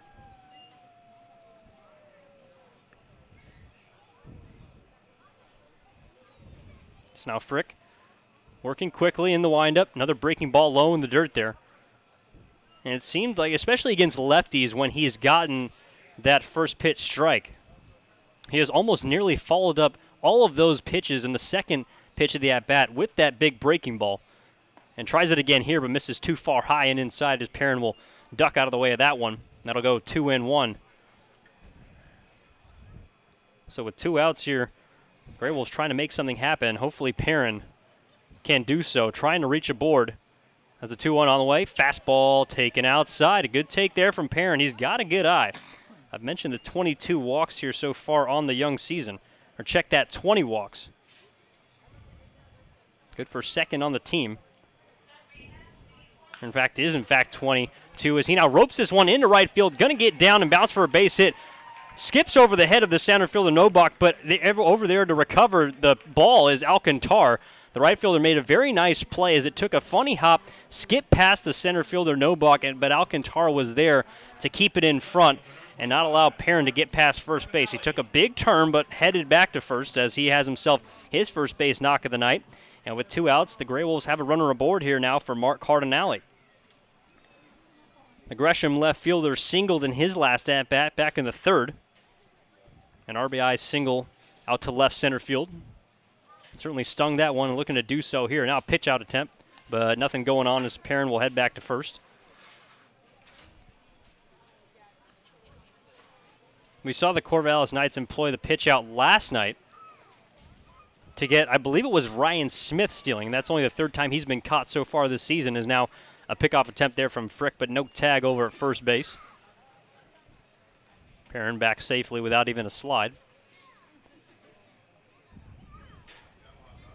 And so now Frick will refocus up to the plate. Nope, another pickoff attempt. This time a little better of a move, kind of leaned towards first base, then drifted towards the plate, then went back over to first. So a funky move there by Frick, but not fooled as Perrin as he's in safely. Both corners for the Knights infielders hugging the line is now another pickoff, or pitch out attempt, I should say, to the plate. And so 2-0 here to Cardinale. And I think that speaks to the confidence that the Knights have in the ability of Frick to throw strikes at any point in the at-bat, especially if you're going to go twice with a pitch out. They believe Perrin would be on the run, trying to make something happen with 2 outs. Nonetheless, we'll see what he does here in the 2-0. Fastball graces the outside edge, strike 1 here to Cardinale. Frick seemingly able to place the ball wherever he wants. And it's not like the velocity is anything special. Probably upwards of around low to mid-80s as he now buries a curveball low. Blocked there by Taylor, kept it in front as it rolled off to the left of Cardinale out beyond the right-handed batter's box. But Perrin, seeing Taylor hustle to it, will have to stay at first base. So now a 3-ball, 1-strike count here to the Gresham left fielder, and we'll see if those 2 pitch-out attempts earlier in that bat, essentially gifting Cardinale 2 balls, will come back to hurt the Knights. Another pickoff attempt over to first base, no tag from Garcia. As it appears that Perrin isn't going anywhere, but Corvallis seems to think that he's going to be on the move at some point during this at-bat. There's definitely a quick runner over there at first base. Although just one stolen base is now Frick misses too far low, ball 4. So 2 walks here tonight. And in just 5 innings has already doubled the amount of walk totals that he'd had up until this point this season. A total of 29 1/3 innings pitched coming into play and had walked just 1 batter. That was back on June 28th against Bellingham. So up until this point, had thrown 20 1/3 innings without walking a batter, and that streak has come to an end here tonight as now Josh Adams, the lumbering left-hander, will step into the box. Now Adams had a bit of a scuffle there last night with the catcher Taylor, as at least from speaking to sources on both sides after the game, it appeared that Taylor thought that Adams was looking at his signs. Although they both seem to resolve their issues, is now Adams ropes another one down the right field line.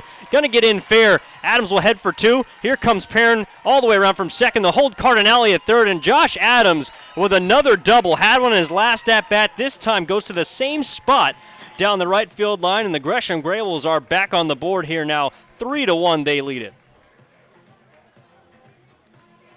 And I believe it was off a breaking ball in his last at-bat too.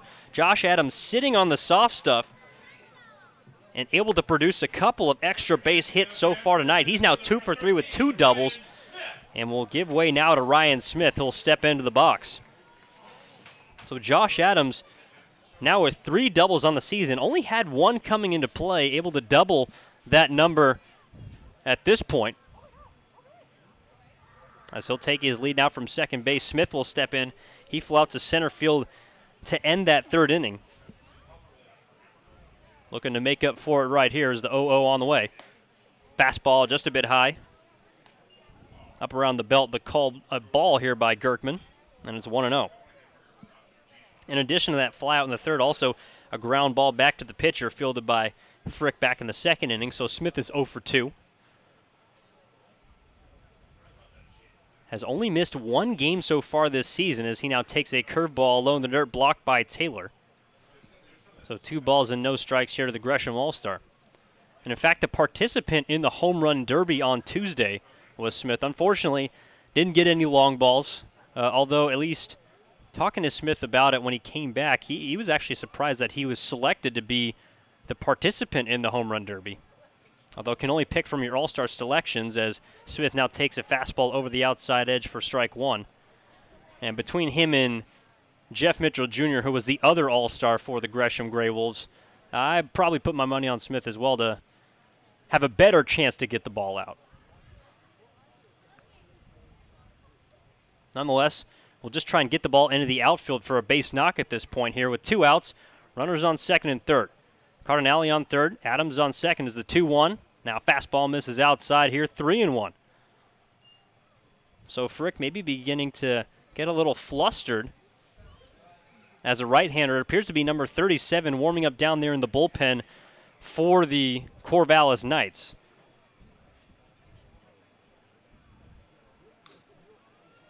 As now Frick will have his sign. Kicks and fires in the 3-1. Swinging and a foul ball back off the screen. Thought he almost missed that one, did Smith, but able to just get a piece. Took a big hack that time. And it's 3-1. 3-2, I should say, excuse me. So runners will be on the move. Doesn't matter as much for the runner on 3rd base in Cardinale, but Josh Adams is going to be able to get a big jump here.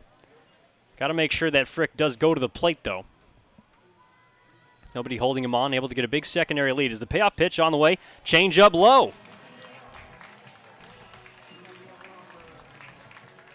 And so Smith will take his base over at first. You'll have to excuse me for that last comment about Adams on the move. I did forget there was not a runner on first base, as Ryan Smith will now fill that void, and the bases are loaded. So should a payoff pitch come in this at-bat now to Jack Johnson, who'll step in, the runners surely would be on the move, as there's plenty of speed all around the base pass. And now we'll have a mound visit here from the pitching coach, Connor Lambert. So 2 walks allowed in this inning alone here by Jacob Frick, who has struggled to command the zone against these Gray Wolf hitters in this frame. Up until this point, had made quick work of the Gresham offense. In fact, in that 4th inning, threw a total of just 8 pitches back in the second, had a little more trouble, but still was able to keep that pitch count below 15 and had a 1-2-3 first inning as well. He gave up 2 runs in the third, although the majority of those hits came early in the count, so still didn't throw that many pitches. In fact, he threw just a total of 13 to a total of 7 batters, so very efficient in his pitch count, as now Connor Lambert, the pitching coach for the Knights, will head back to the dugout. Frick will step back up on the mound. Still only needs just one pitch, I should say, to get out of this inning, as Johnson will step in with 2 outs. The bases are loaded. I mentioned the speed all along the base pass. Cardinale runs well, so does Adams, and Smith can absolutely fly over at first. So now the first pitch on the way, breaking ball too far inside, ball 1. And we've seen the Gray Wolves. In this game, or in this series, I should say, have a couple of instances where they've gotten free runs, essentially, from a couple of batters walked in, as now Frick will fire a fastball over the outside corner, 1-1. However, you didn't expect to get much help on the base on balls category from this left-hander here tonight, at least coming in, looking at the scouting report. In fact, didn't expect to get any free bases, but so far have received 3. As now Johnson will call time, step out of the box, take a couple of practice swings there. And now we'll tow it from the back end of the batter's box. So the right-hander wags that bat above his right shoulder, ever so slightly, as the runners will take their lead. Nobody holding any runner on. There's now the 1-1. Back pick over to first base, in with the head first slide safely is Ryan Smith, and a nice idea there from the catcher Taylor along with the first baseman Garcia. On the same page that time. Not sure if there was a sign delivered, whether it be verbal or visual.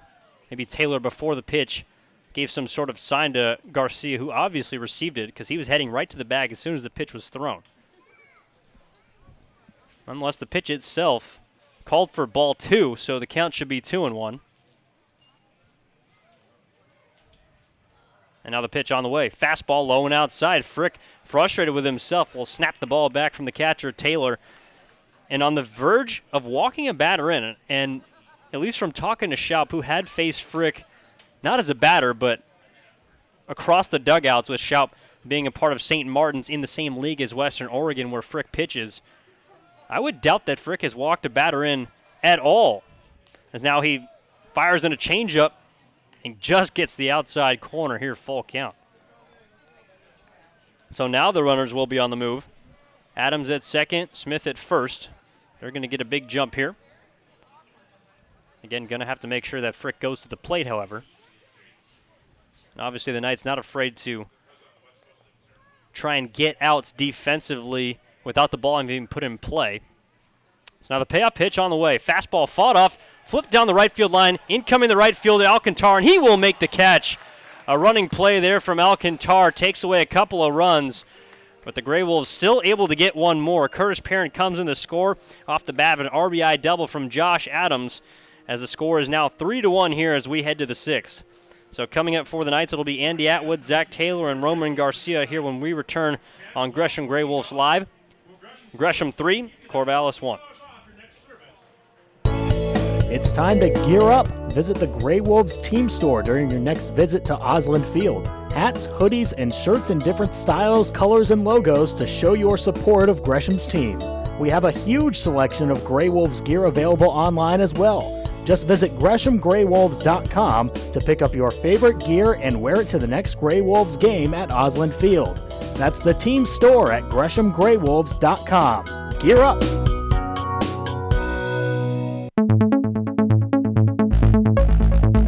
Turn a double play with your Gresham Gray Wolves by becoming a marketing partner. If you or someone you know would like more information on how to become a marketing partner, contact the Gray Wolves at 503-428-5248. Again, that's 503-428-5248. Your partnership with the Gray Wolves will be a howl of a good time.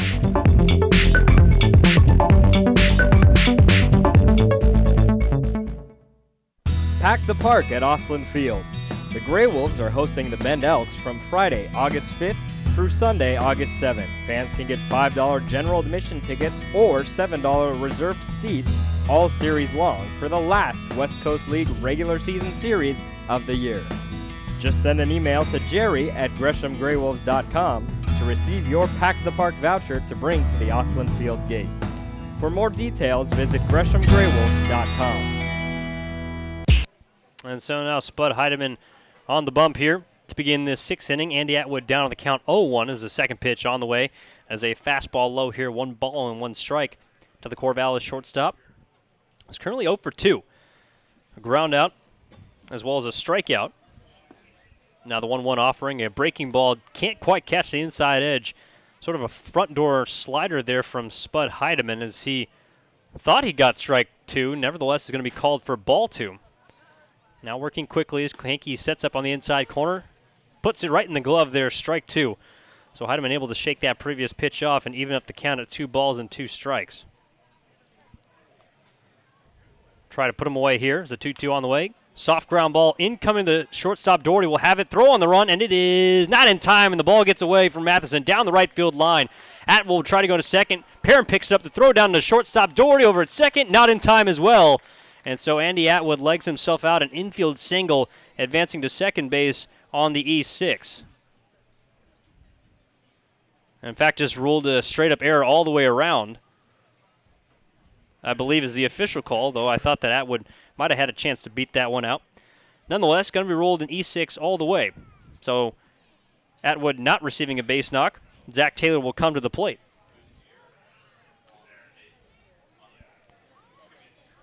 So now Taylor, first pitch on the way here from Heidemann as he kicks and fires. His fastball lifted off and towards the right side out of play. Going to get back out onto 17th Street. So Taylor so far has scored the only run for Gresham in a 3-1 ball game in favor of the Grey Wolves. Taylor was hit by a pitch back in the 4th from Heidemann, ended up coming around to score on the RBI single from Cameron Bishop as he's now hit again, a fastball that runs too far inside, and Spud obviously not happy with himself, kind of talking into his own glove in frustration. But nonetheless, Taylor again hit by a pitch, and I really hope that on the Corvallis side, no one thinks that there's any malicious intent here, as Gerkman kind of headed out as if to prevent any type of altercation going between Taylor and the pitcher, although Taylor seems to be laughing it off. He's talking down there with the first baseman, Matheson, for the Grey Wolves, is kind of chatting it up down there. So nonetheless, Gerkman and now Bark is having a bit of a conversation. Bark is trying to figure something out that Gerkman did. It didn't look like there was any warnings handed out. So nonetheless, it appears that we will resume play with no type of interesting situation unfolding. So it'll be Roman Garcia to the plate. No outs, as Atwood reached on the air. Should have been 1 out. Nonetheless, runners on second and first. Sacrifice bunt situation as Garcia shows and bunts it foul. Tipped off the bat that time, straight back off the screen as he cannot execute the sacrifice bunt. Although we'll get a second opportunity here. So Zikafus now communicating with the pitcher Heidemann, trying to figure out who has that third base line on a clear bunt situation. With nobody out, down 2. Should Garcia be able to move the runners over, would put him in scoring position, that tying run on first base. There's now a long hold by Spideman. Finally kicks, and here's the sacrifice bunt attempt. Slider bunted over the left side, picked up by Heidemann, taking his time, but still able to make the throw and get the out. Garcia by just a half a step there for the first out of this inning. So a nice play made there by Heidemann. There's one away, but the job is done. So a sac bunt attempt as Garcia moves Atwood up to third base, Taylor up to second, and now Scott Ogren will step in. The Corvallis third baseman so far 1 for 2, however has reached base both times tonight. Reached on a fielder's choice in the second, singled back in the 4th.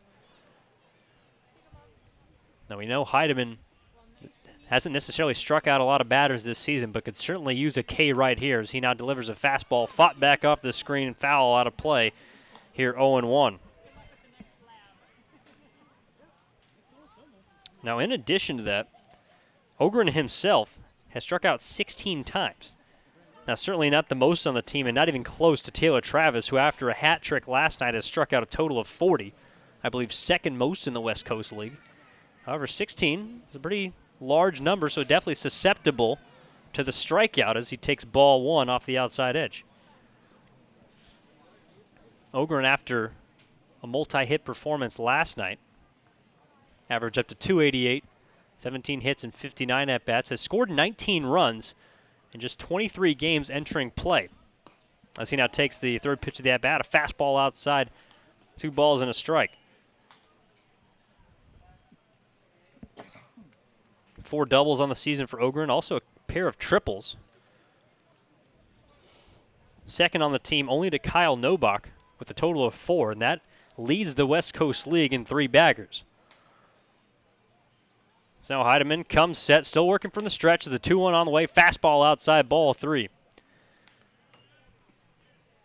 And in a hitter's count, you got to wonder what Heidemann's going to do in this situation. With a base open, definitely don't want to give in to Ogren. And at the very least, if you walk in, you do set up the double play opportunity. So we'll see what he chooses to go to here. 3-1 on the way, fastball, swing and a miss. A straight challenge heater there from Heidemann. Might have reached back for a little extra that time and is able to blow it by Ogren to run the count full. So we'll see what he'll go to here. Wouldn't be surprised if he went to the off-speed pitch. And a strikeout situation is now he'll step off the mound, take a quick breather, readjust the cap, and re-to it from the first base side of the rubber. No one holding Taylor on at second base as he gets a big lead.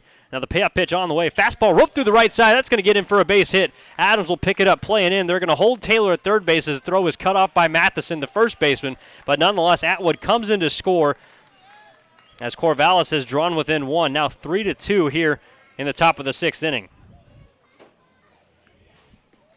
So Heidemann does not go to the off-speed pitch in either of those 2 counts, 3-1 or 3-2, and it comes back to bite him. Ogren goes the other way with a line drive single in RBI fashion, and now Cameron Bishop, the DH, will step in. That'll draw Ian Sanderson, the pitching coach, out to the mound, as it appears the left-hander Carter Book has begun to warm down there in the bullpen for the Gresham Grey Wolves. Now, in addition, the right-hander that I talked about earlier for the Corvallis Knights, it appears that was Howell from the first game that we saw him, or rather the first game of this series, I should say. But as for the DH coming to the plate, kind of an interesting story for the batter Cameron Bishop. Has only had 9 appearances as a hitter, in fact, is a two-way player. 6'4", 230 pounds, going to be a junior at University of California, Irvine. And he, in fact, played for the Knights in 2015, had 31 games and 23 hits in those 31 games, a 245 batting average, also threw 25 innings. And so far this summer, has pitched pretty well also, has thrown 22 innings and has a .40 earned run average, as now Ian Sanderson is back in the dugout. Heidemann re-towing the rubber. And the DH Bishop is in. We're set to resume play. So runners at the corners with 1 out. The infielder's pinching up the middle, looking for that double play ball as Bishop takes a fastball just off the outside edge for ball 1. Now, as a freshman, didn't play his sophomore year for the Anteaters. He was a two-way player for Irvine. Hit .240, had 4 home runs and 30 RBIs. Also pitched in 18 games as a reliever and now takes strike 2 over the outside corner. Had 2 saves in 32 and 2/3 innings, also with 29 strikeouts. So a left-handed thrower, left-handed batter as well. And has pitched a total of 9 times so far this season, or 6 times, as he now shows bunt. Safety squeeze attempt as Spiderman will hand flip it to the home plate, and he is safe. The head first slide, Zach Taylor in. A barehanded try that time by Spud, but not in time as Taylor is able to get through a nice head first slide to the outside part of home plate. And the throw came in a bit up the line, so Clanky had to lunge for it, could not come back in time. And so Bishop will get the fielder's choice, although I believe an RBI as well. So Taylor will score. Two runs now have come across, so we have ourselves a tie ball game. So Science now will step in, the second baseman for Corvallis. All knotted up at 3. Now Spud will have to work with the runner on second and first. Ogren takes his lead from second. First pitch on the way to Science. Check swing here, but will tap it off the plate and back foul. Now Science lined into that double play into the glove of the shortstop Doherty back in the fourth. And with one out, a similar situation here. At the time the bases were loaded, but with one out now runners on second and still one out. Science looking to avoid a similar situation. He found Barrel certainly on that pitch. As now the 0-1 on the way. A fastball to the knees there. Into the glove of the Blanky, 1-1. Found Barrel, but also glove. That was a nice snag made by Doherty. The second time he'd done so. He got a line drive double play off the bat of Nick Hale back in the fifth inning. Now Heidemann will try and work his way out of this jam. Couple of checks back to second base. Now we'll step off as Ogren was dancing over there.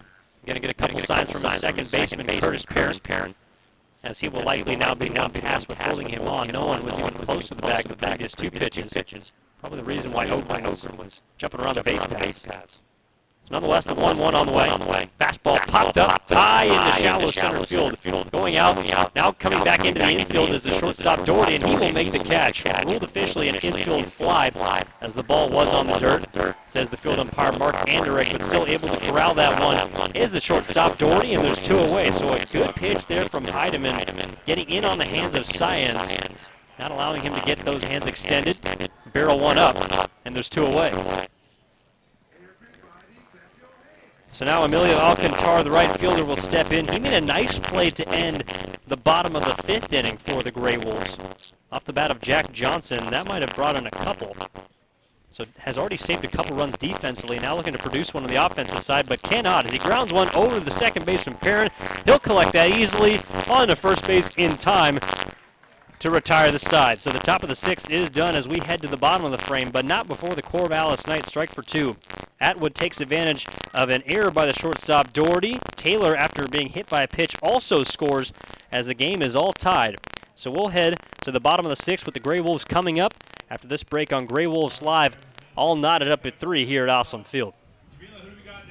Bum, ba-da-dum, da-da-dum. You are in a quest full of danger and excitement. Your path clouded by deception and dead ends that could cost you dearly. You have to fight off dangerous snakes and vicious jackals, savage headhunters and shark-infested waters. You don't know who to trust, and all you want is to buy a new car. I'm Bess Wills at Gresham Ford, and getting the car or truck you need doesn't have to be a dangerous adventure of epic proportions. At Gresham Ford, you won't find any snakes, weasels, or other predators, and you don't have to worry if you are going to get pillaged. All dealers pay the same for the cars they sell. We just help you get the new or used vehicle you need without all the drama. If you want an adventure full of shady characters, crooked deals, and nasty vermin, go to the movies. If you want to get the best built cars and trucks in America, come to Gresham Ford. We'll all donate $100 to the church or charity of your choice with every vehicle you purchase at Gresham Ford. Bum, ba-dum, bum, bum, bum. Finding the right dentist for your young children can be challenging. At Gresham Pediatric Dentistry, we understand the importance of helping your child feel comfortable in the dental chair. Since 2007, Dr. Jiyoung Lee has helped many young patients in the Gresham area, and she can help your child too.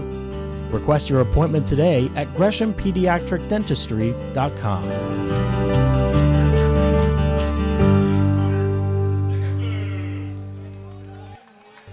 And so now Connor Zickafoos, the third baseman for the Gresham Gray Wolves, will step in to face a new right-handed reliever onto the mound for the Corvallis Knights. So it'll be number 37, Tanner Howell, the 6'4", 200-pound Dixie Steak product. Will fire a fastball over the inside edge for strike 1 here. So Zickafoos so far 0 for 2. Didn't record a base hit in the first game of the series either, as he's looking for his first one. A big swing and a miss there. Might have chased one upstairs that time, and it's quickly 0-2. did work a full count at bat back in the second inning, but unfortunately went down swinging to the starter for the Knights, Jacob Frick. Now we'll try and work out of an 0-2 count. And takes a curveball off the knee. Bent too far inside, out of the hand of Tanner Howell. And I'm sure Zikafus, although that one's going to hurt, will certainly take that one. An 0-2 count, and given a gift there by Howell. Has him aboard here to begin the Grey Wolves' sixth. So now the catcher, Ben Klenke, will step in. 1 for 2 with a single as well as a run scored. That came back in the third as he led off that inning with a base hit. And now hoping to try and get something going here for the Grey Wolves as we're all tied at 3. Corvallis struck for 2 in the top half of this frame as now Klenke will set up a sac bunt attempt, but will pull it back as he takes one high. You haven't seen Klenke show bunt too many times this season. Although every single member of the Grey Wolves, at least talking to Barkas throughout the weeks, at some point he talks about the execution factor coming in. Now is not showing bunt, but still ropes one into right field, sinking for a base hit.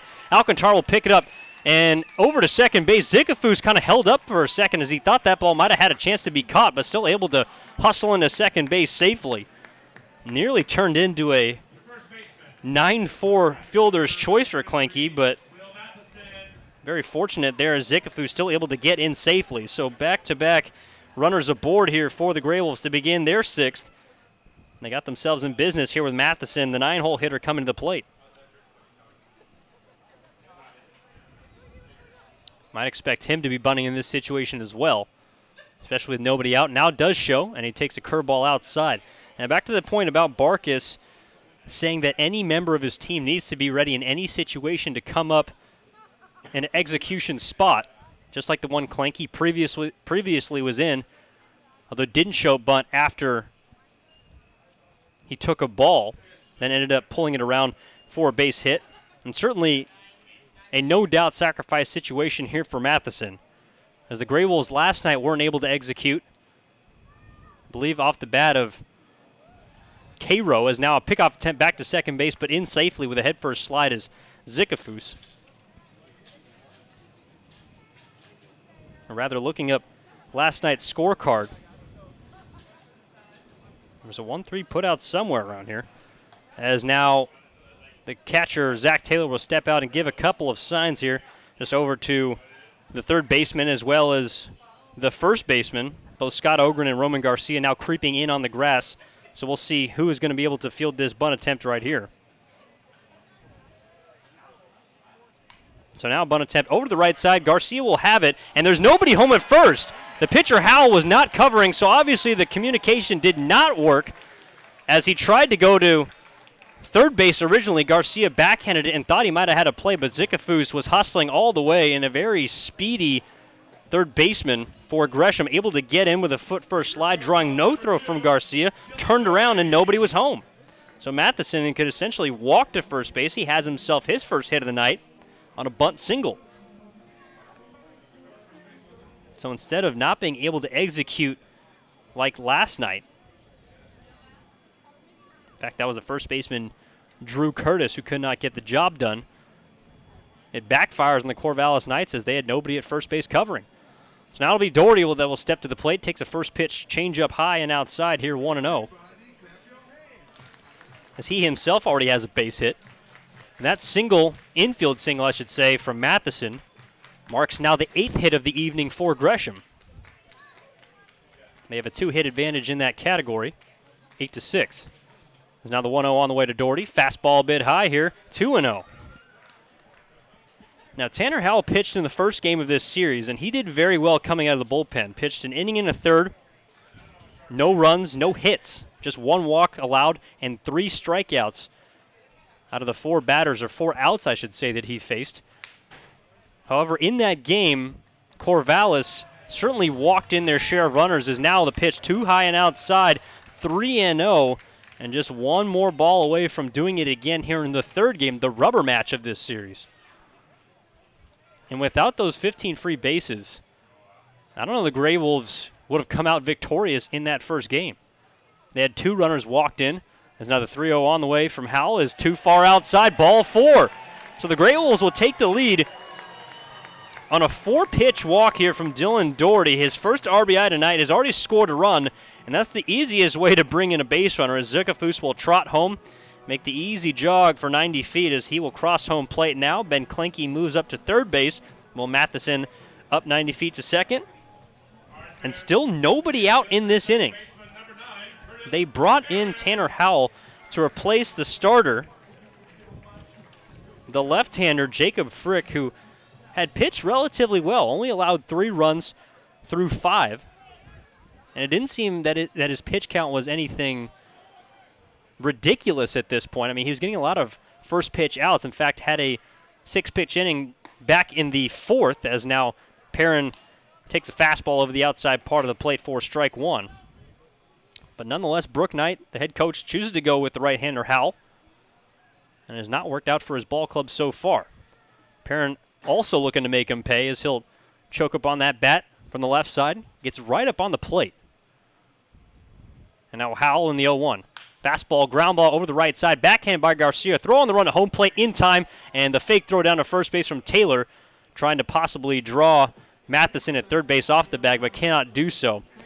Nonetheless, Perrin unable to get the run in as he reaches aboard now on a fielder's choice. And so Ben Klinke is out on the 3-2 put out at home plate. And there's one away. They've already gotten 1 run and officially broken the standstill. 4-3, the Grey Wolves lead. And now the middle of the order that has done so much damage so far already tonight, coming to the plate in the form of Mark Cardinale, with also Josh Adams awaiting on deck. Cardinale already has himself 1 RBI base hit as he now takes a curveball low and outside for ball 1. Last night had a pair of RBI base hits.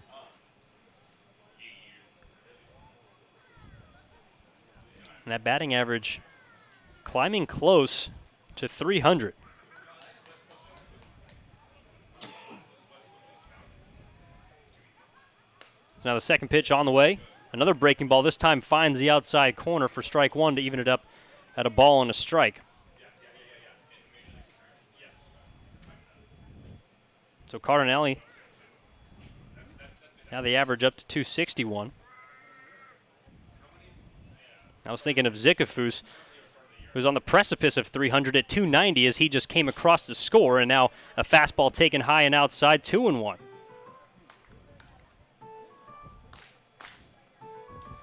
So with Doherty now on second base, Klinke's at a home plate, Will Matheson at third, and Curtis Perrin aboard at first. Got some speed all along the base paths. The middle infield duo of Perrin and Doherty can definitely fly, as now Cardinale sends a fly ball into shallow medium center field. They're going to try it. Novak will make the catch. They'll send Matheson, throw coming high and too far as it almost gets back off the screen. Taylor had to go far up the first base line to go get that one, as Will Matheson comes in on the sacrifice fly from Mark Cardinale. 2 runs have come across, and now the Grey Wolves have a 2-run advantage, 5-3 here in the bottom of the 6th. So Doherty has to stay put at second base, although honestly, if he had read the height of that throw, might have had a chance to tag up and go to third.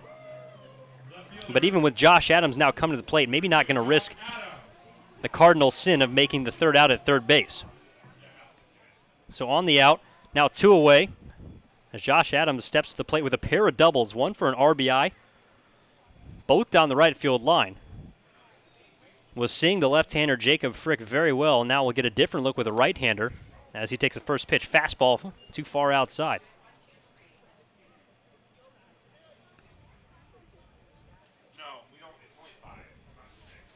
And so Adams now taking some extended time out of the batter's box. Will finally step back in, collecting himself.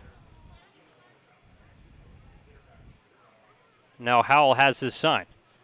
Deep breath at the top. Checks the runner on second as Doherty is creeping. Now delivers a fastball over the inside edge for strike 1.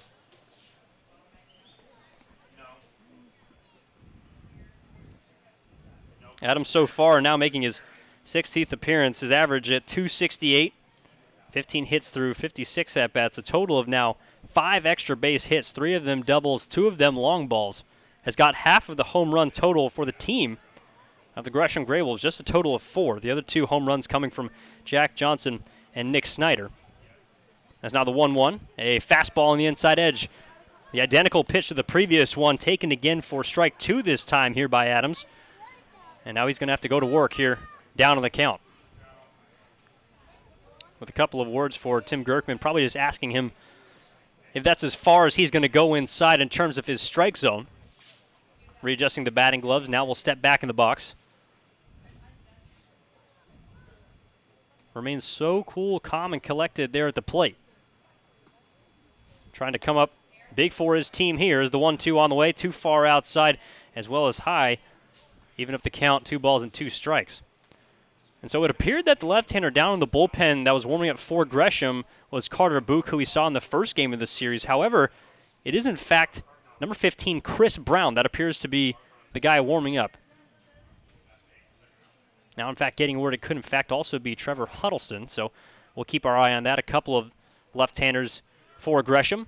Nonetheless, the 2-2 on the way to Adams. Swung on and missed as it dropped into the glove there of Taylor. He thought he foul-tipped it, and no, says the home plate umpire, Tim Gerkman. So going to go down as strike 3. Adams thought it got tipped, and with the drop third strike, Taylor simply picked it up and tagged it, but nonetheless ruled as the third out of the inning.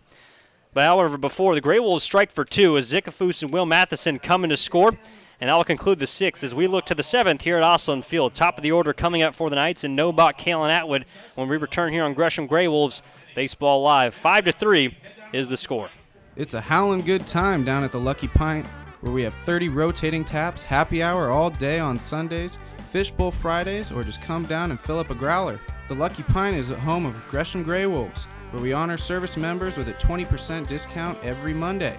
Check us out on Facebook to see our latest cocktails and craft beer list, and then come in and see for yourself what all the excitement is all about. Located at 1888 Northwest Fairview Parkway in Gresham, your locally owned place for craft beer and cocktails in Gresham. If you are looking for an award-winning institution of higher education that is touching lives in many ways, look no further than Mount Hood Community College. For 50 years, MHCC has been an economic engine that brings hundreds of millions of dollars into our community, while also providing great educational services to area residents. No matter what you're interested in, MHCC has a place for you. To learn more, visit our website at mhcc.edu. Mount Hood Community College, transforming lives, building communities. It's time to gear up. Visit the Grey Wolves team store during your next visit to Osland Field. Hats, hoodies, and shirts in different styles, colors, and logos to show your support of Gresham's team. We have a huge selection of Grey Wolves gear available online as well. Just visit GreshamGreyWolves.com to pick up your favorite gear and wear it to the next Grey Wolves game at Osland Field. That's the team store at GreshamGreyWolves.com. Gear up! And so now the first pitch of the beginning of the 7th inning on the way here to the Corvallis Knight. Kyle Nobach swinging a miss there as he tied him up with an inside fastball. Spud Heidemann out trying to complete his 7th inning of work and still has a quality start on the line. Has allowed 3 runs, 2 of them earned, however, as he now buries a fastball low and inside, and jumping out of the way is Nobach. We've already seen Spud hit 2 batters so far tonight. I should say 1 batter twice, as Zach Taylor was hit by a pitch in the 4th and the 6th. Both times he ended up coming around to score. Nonetheless, Nobach making a concentrated effort to not be hit by that pitch, as he'll now take a 1-1 curveball over the inside part of the plate, strike 2. So had a chance to take a free base. Did not capitalize on it. Now finds himself in a hole. And so now down there in the bullpen, 2 left-handers throwing. One of them is Book. I know that for a fact. Number 11, always rocking the gold sleeves, is the 1-2 on the way. Slider too far outside that time. Will even it up at 2 balls and 2 strikes. And also number 15 for the Grey Wolves. I believe that is Huddleston. Nonetheless, 2-2 pitch on the way. Fastball roped over the first base side. Going to get foul. Nice play made there by the first base coach for the Corvallis Knights. A backhanded, barehanded play. Don't see that too often, so kudos to him. Nonetheless, the count will remain 2-2. So the Grey Wolves outfield making the two-strike shift. Smith Couple of steps over towards right center is now the 2-2 on the way. Ground ball right to the shortstop Doherty. Gets low, fields it. Couple of steps on to first base. A bit up the line, but the tag applied by Matheson in time. And I believe now twice tonight that has happened to Corvallis Knights, where Matheson has had to come off the bag to make that play. In fact, Atwood was the victim of that back in the 4th inning. There's a bit of a wide throw there from the shortstop Doherty. Made it a tough play for Will Matheson, but with a 6'6" frame, it's pretty hard to miss a guy of that stature over at first base and able to use his wingspan to collect that ball and still apply the tag. So now it'll be Nick Cale to the plate, who's first pitch swinging and taps this one off the plate. Foul 0-1.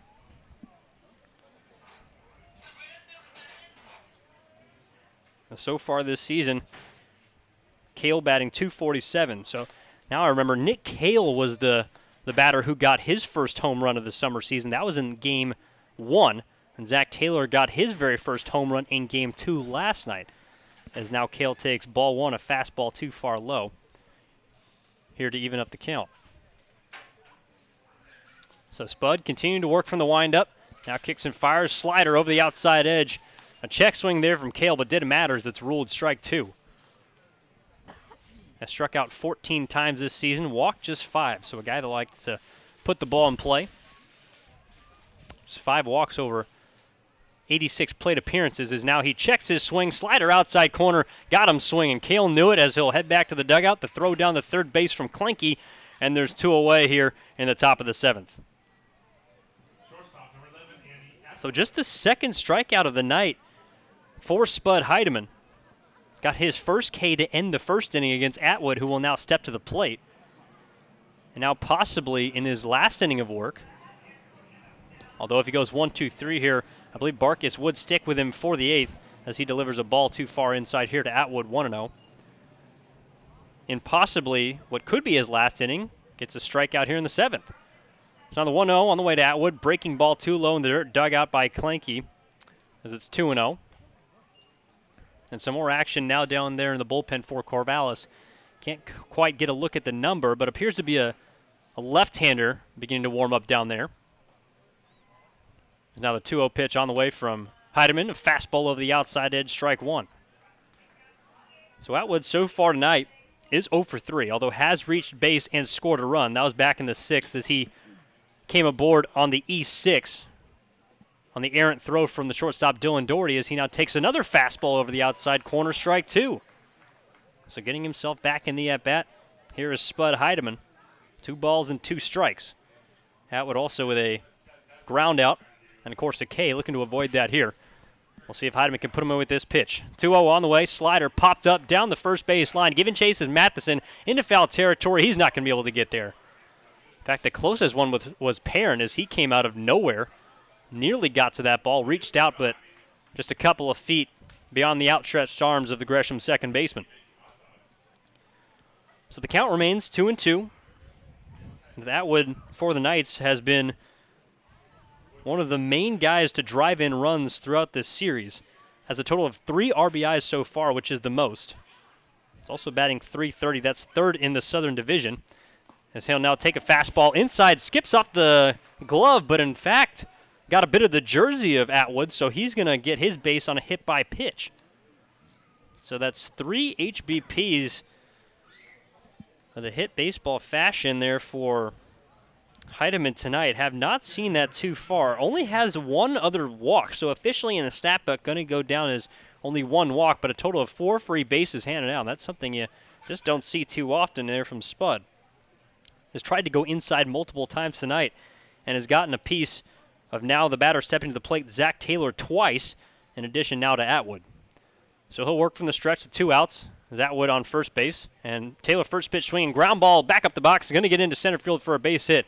Atwood a large turn at second base. Now the throw coming in, gets over the head of the second baseman, but backing up the bag there is the pitcher Heidemann. And so Atwood will hold up at second base. Nonetheless, the result of the play is a base hit, a single there with 2 outs for Zach Taylor, as now there's a runner in scoring position. And the first baseman for Corvallis, Roman Garcia, coming to the plate. He's got a pair of singles himself, although has been stranded both times. Heidemann so far tonight has stranded a total of 7 runners on base. although may very well have thrown his last pitch as Justin Barkus, the head coach for the Gray Wolves, will head out to the mound. We'll see who it's going to be, and it in fact is going to be a pitching change here. So we'll take a break here on Gresham Gray Wolves Live. It appears to be Huddleston, number 15, coming into the game for Gresham. Nonetheless, we'll get that for you, as well as other information on the other side of this quick break here on Gresham Gray Wolves Live. Ivan McGinnings, don't go anywhere. Try to double play with your Gresham Gray Wolves by becoming a marketing partner. If you or someone you know would like more information on how to become a marketing partner, contact the Gray Wolves at 503-428-5248. Again, that's 503-428-5248. Your partnership with the Gray Wolves will be a howl of a good time.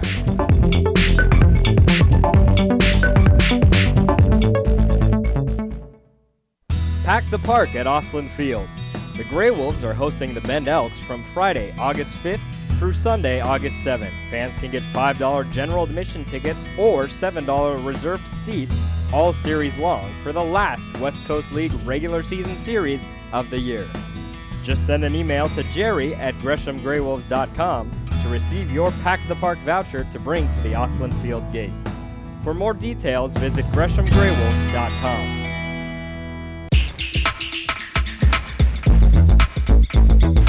Follow your Gresham Gray Wolves on social media. The Gray Wolves are active on Facebook, Twitter, and Instagram at Gresham G Wolves. Follow your favorite West Coast League baseball team at home, on the road, and in the community. Behind-the-scenes access, photos from the ballpark, video recaps, and more, all at your fingertips. That's at Gresham G Wolves on Facebook, Twitter, and Instagram.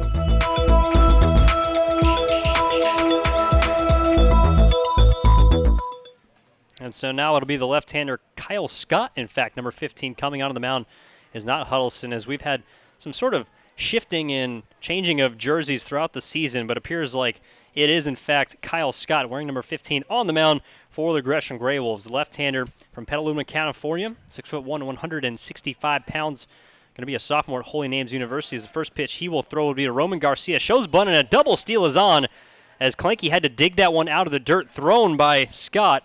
And a rude welcome here to the left-hander for Gresham. Taking no time jumping on him are the Corvallis Knights, and a double steal now puts runners on second and third with 2 outs and Garcia at the plate in a 1-0 count. So it's Atwood that moves up to third, Taylor that moves up to second. As now the 1-0 on the way to Garcia is a fastball again low. Dug out of the dirt there by Clinky. Had to kind of reach across the plate in order to keep that one in front. So Scott coming into this ball game, making his 6th appearance, or rather 5th appearance on the season, as he has a 6.42 earned run average, and now buries a fastball too far inside, 3-0. Also, the left-hander Book for Gresham continuing to get warmed down there in the bullpen. And we'll see what kind of leash Barkus would have if he would to throw ball 4 here.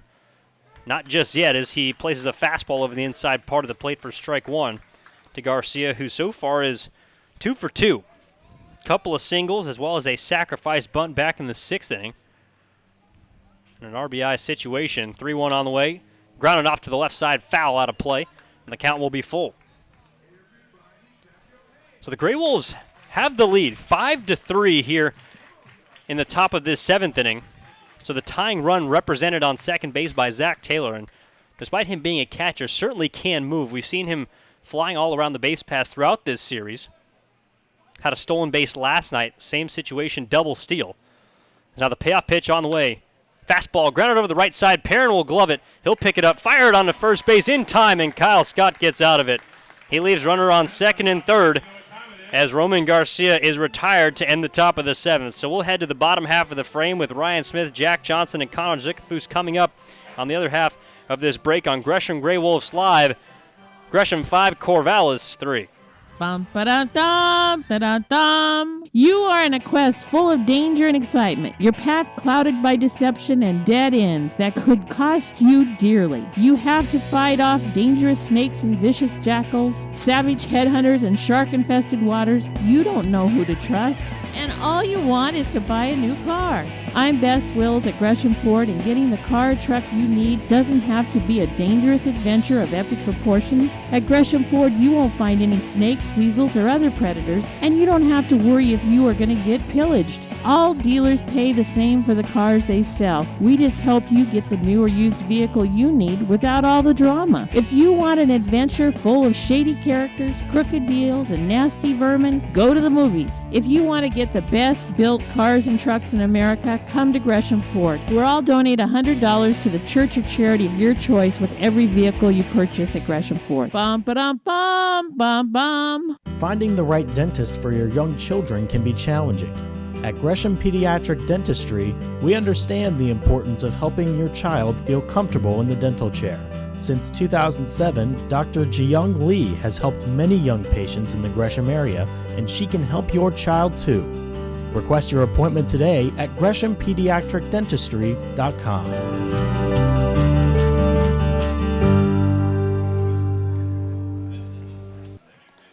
And so now it appears that a new pitcher on the bump for the Corvallis Knights, a tall, lanky left-hander. After Towner Howell was run out after just one inning, the Grey Wolves were able to tag him for two there in the previous inning, in the bottom of the sixth. Connor Zickafoos and Will Matheson came around. After Zickafoos was hit by a pitch, then Matheson singled. Then after an RBI walk, once the bases were loaded from Dylan Doherty, that brought in one run, and then Mark Cardinale hit a sacrifice fly out to center field to bring in the second run of that inning. And so Ryan Smith will be the first batter up in this inning for the Gresham Grey Wolves. It appears number 41, Chase Kaplan, the 6'5", 220-pound left-hander, is on the bump for the Corvallis as he fires a first pitch strike low and inside, 1-0.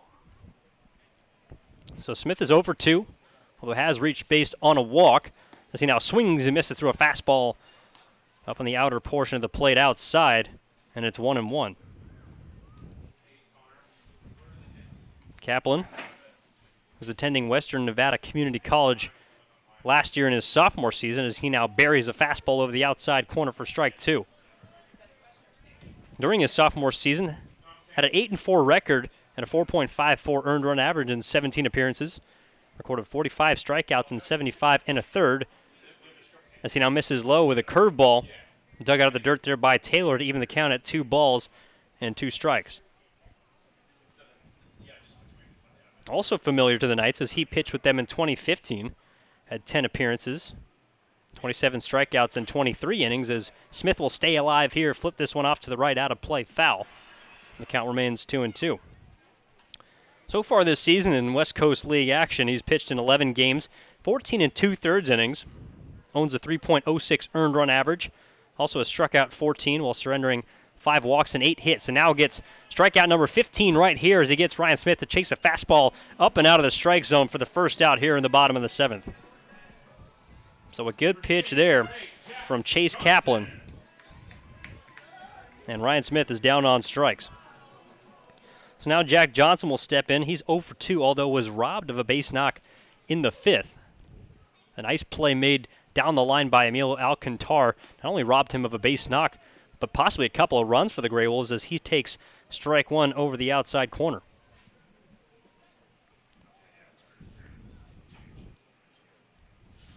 So now Kaplan in the windup fires a curveball that misses too low. Dug out by Taylor, 1-1. Johnson, who had a couple of hits last night, I believe 2 for 5 with 2 RBIs as he had a 2 RBI single. Plated 2 of the just 3 runs for Gresham. That's all they could muster offensively as he now takes ball 2 high. So Johnson has earned himself a second start here in this series as he now takes the 2-1 pitch, fastball too far outside, 3-1. Johnson DHing.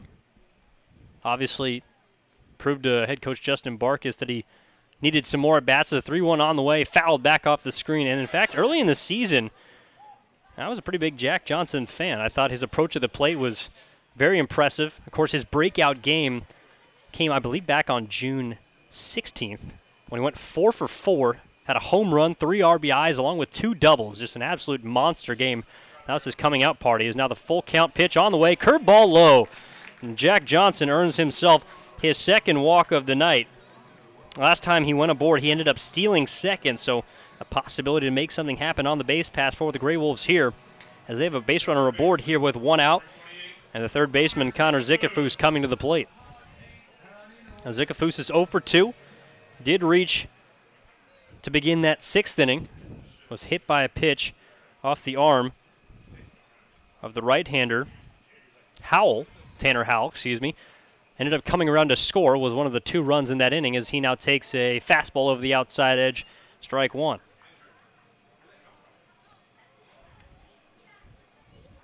Also a ground out and a strikeout for the Chapman University product. Now quick pickoff attempt over to first base, but not in time, is in with a head-first slide as Johnson.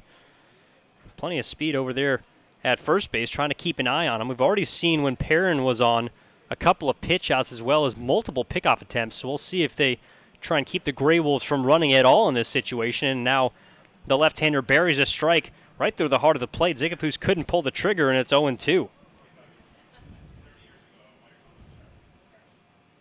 Johnson on the season now with 2 stolen bases, as that was his second back in the early innings. And now another quick pickoff attempt, but not fooled as Johnson, as he's in with a head-first slide. No tag over there by Garcia.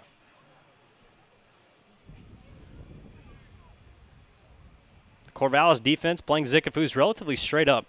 Although I'm surprised Alcantara a bit more out towards right center, considering Zickafoos is a dead pull hitter and now takes a fastball low and outside that time. 1 ball and 2 strikes. I've seen Zickafoos put multiple balls down that first base line, whether it be on the ground or also down the right field line in the air. So Alcantara is going to have a ways to go should Zickafoos aim one in that corner. Certainly going to have to fight out of this one. Now 1-2. Ground ball over the shortstop. Atwood flip onto second base, over to first base, in time by just half a step.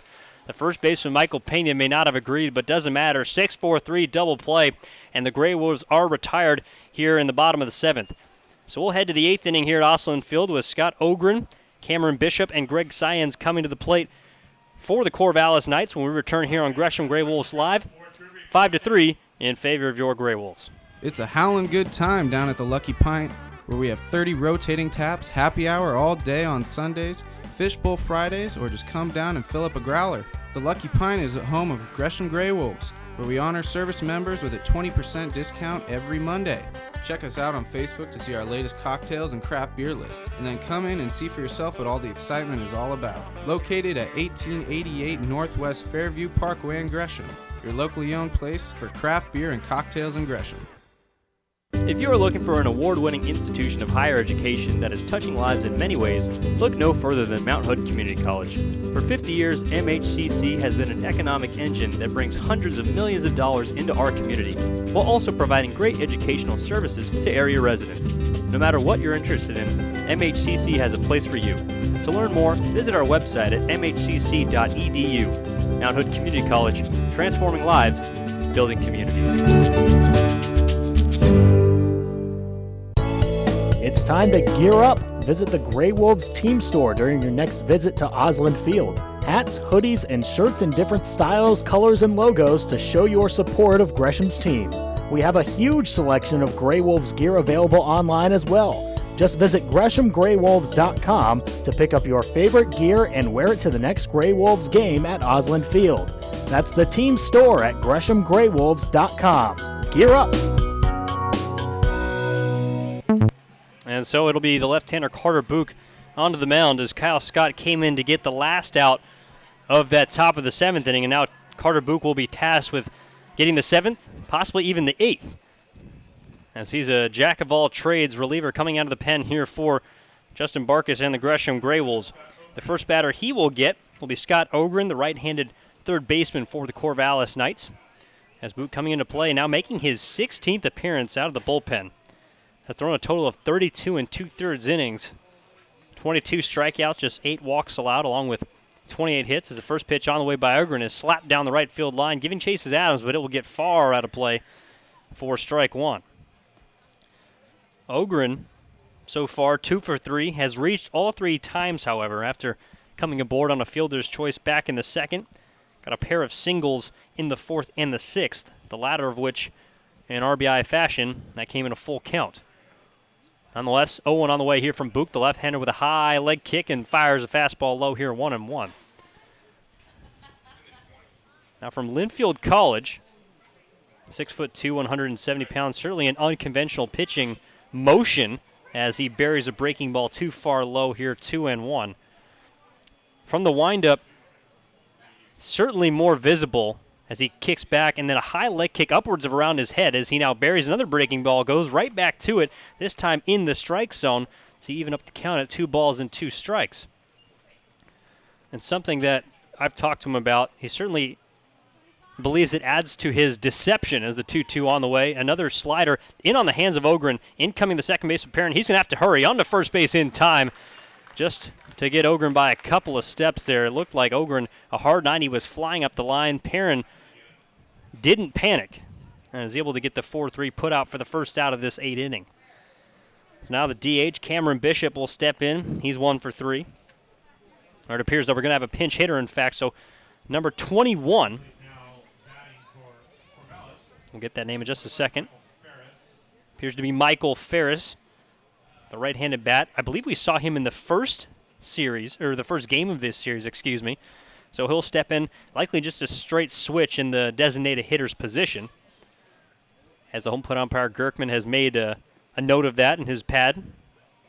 And so now officially Ferris can step in the right-handed batter's box. And the first pitch awaiting here from Book is a backdoor breaking ball in for strike 1.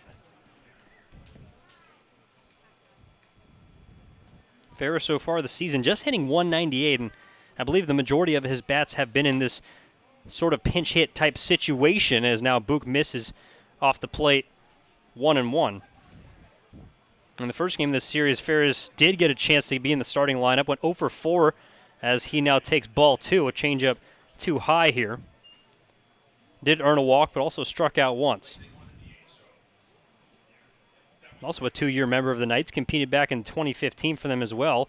Had 44 appearances as he now takes a curveball low in the dirt there, picked up by Klinke, 3-1. Had 151 at-bats in 2015, 91 so far during this season. Just a total of 18 hits, however. Although has drove in 19 as he now takes ball far too far outside. So Ferris coming off the bench, maybe looking for a base knock. Instead has to settle for 4 balls and a base on balls now, with the second baseman, Greg Syons, coming to the plate. He's 0 for 3. A ground out, a line out double play that was turned by Doherty back in the 4th to end that inning and strand at the time 3 base runners. Well, I guess technically 2 if you count the runner at second out. So scratch that, 2 base runners left on in that inning. That was when Spud Heidemann, the starting pitcher for Gresham, was in. Now he'll get the first pitch on the way from Book, too high upstairs, ball 1. Syons also with a fly out, a pop out into shallow left field that was snagged by Dylan Doherty. As another left-hander gets up and throwing along with the closer Michael Clark, as Book floats a changeup in here for strike 1.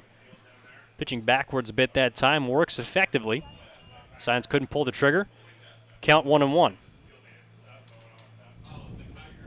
No action down there in the Corvallis bullpen, as just a bluff there, a bluff pick attempt by Book. Gets the runner at first diving back into the bag. So Ferris, not necessarily a big lead, as Book will now work from the stretch and now fires a curveball that misses just above the belt too high, 2-1. Now Ferris coming into the game had reached base in 4 out of his last 5 ball games, although had not gotten a hit since July 15th, as now Syons grounds a ball over the right side, gloved by Perrin. He'll go to second base, on to first, and it is not in time. A hard 90 there by Syons, able to beat the double play out. Instead have himself a fielder's choice, as Ferris is out at second base on the 4-6 putout. So now Emilio Alcantar will step to the plate. He's hitless as well. Back in the 6th inning. Grounded out to end that inning and end that possible threat for Corvallis. They ended up, that was the last time they scored, in fact. They played at 2, and then Alcantara with runners on second and first, grounded out to end that threat. Also with a fly out and lined out back in the third inning to the third baseman, Connor Zickfus. No, in fact, now Brook Knight going to his bench, going to make a pinch hit substitution. Appears to be number 16. As now the first pitch on the way here from Book is a ball taken low.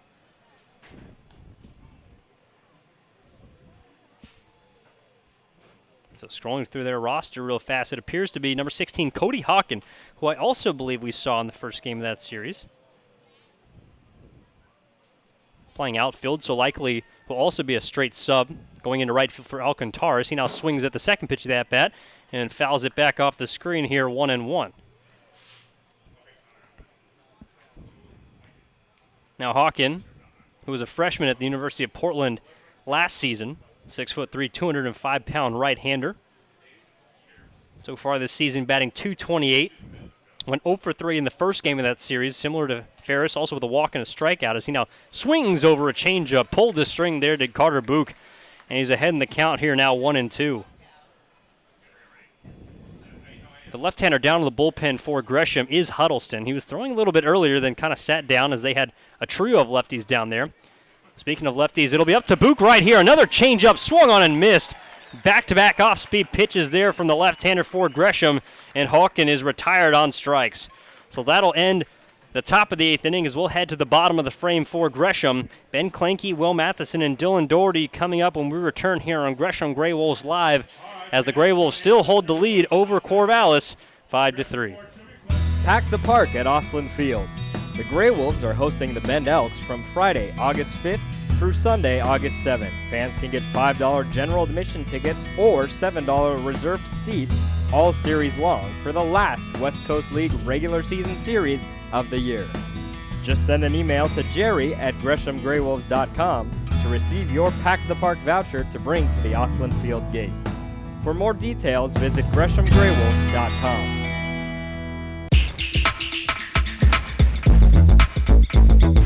Follow your Gresham Grey Wolves on social media. The Grey Wolves are active on Facebook, Twitter, and Instagram at Gresham G Wolves. Follow your favorite West Coast League baseball team at home, on the road, and in the community. Behind-the-scenes access, photos from the ballpark, video recaps, and more, all at your fingertips. That's at Gresham G Wolves on Facebook, Twitter, and Instagram.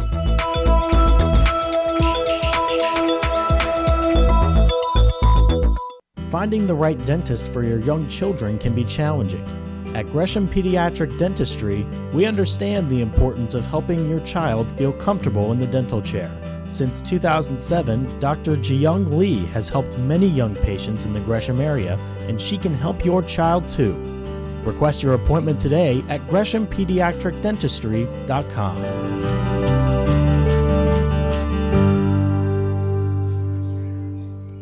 And so now Ben Clanky will step in to face Chase Kaplan as he fouls the first pitch of the at-bat off into the left side, 0-1. The backstop this evening for Gresham, 2 for 3 with a pair of singles, also a run scored. Did strike out back in the fourth, as now the 0-1 on the way. Broken back ground ball over to third baseman Ogren. Picks it up on the backhand, goes across the diamond in time. A strong throw there from the hot corner by Scott Ogren, able to get Ben Clanky by a half a step. And the tag applied there by Roman Garcia over at first base. So Clanky's down 5-3. There's one away here in the bottom of the eighth, as it appears that Hawken has gone into right field, so Cody Hawken making the defensive switch for Emilio Alcantara. He'll be out there for what likely will be the remainder of this ball game, as Will Matheson will step in against Kaplan. Takes the first pitch off speed, outside, ball one. Matheson with a base knock himself tonight, 1 for 3, also a run scored. So he now awaits the second pitch. Cannot pull the trigger as he takes a fastball inside here, 1-1.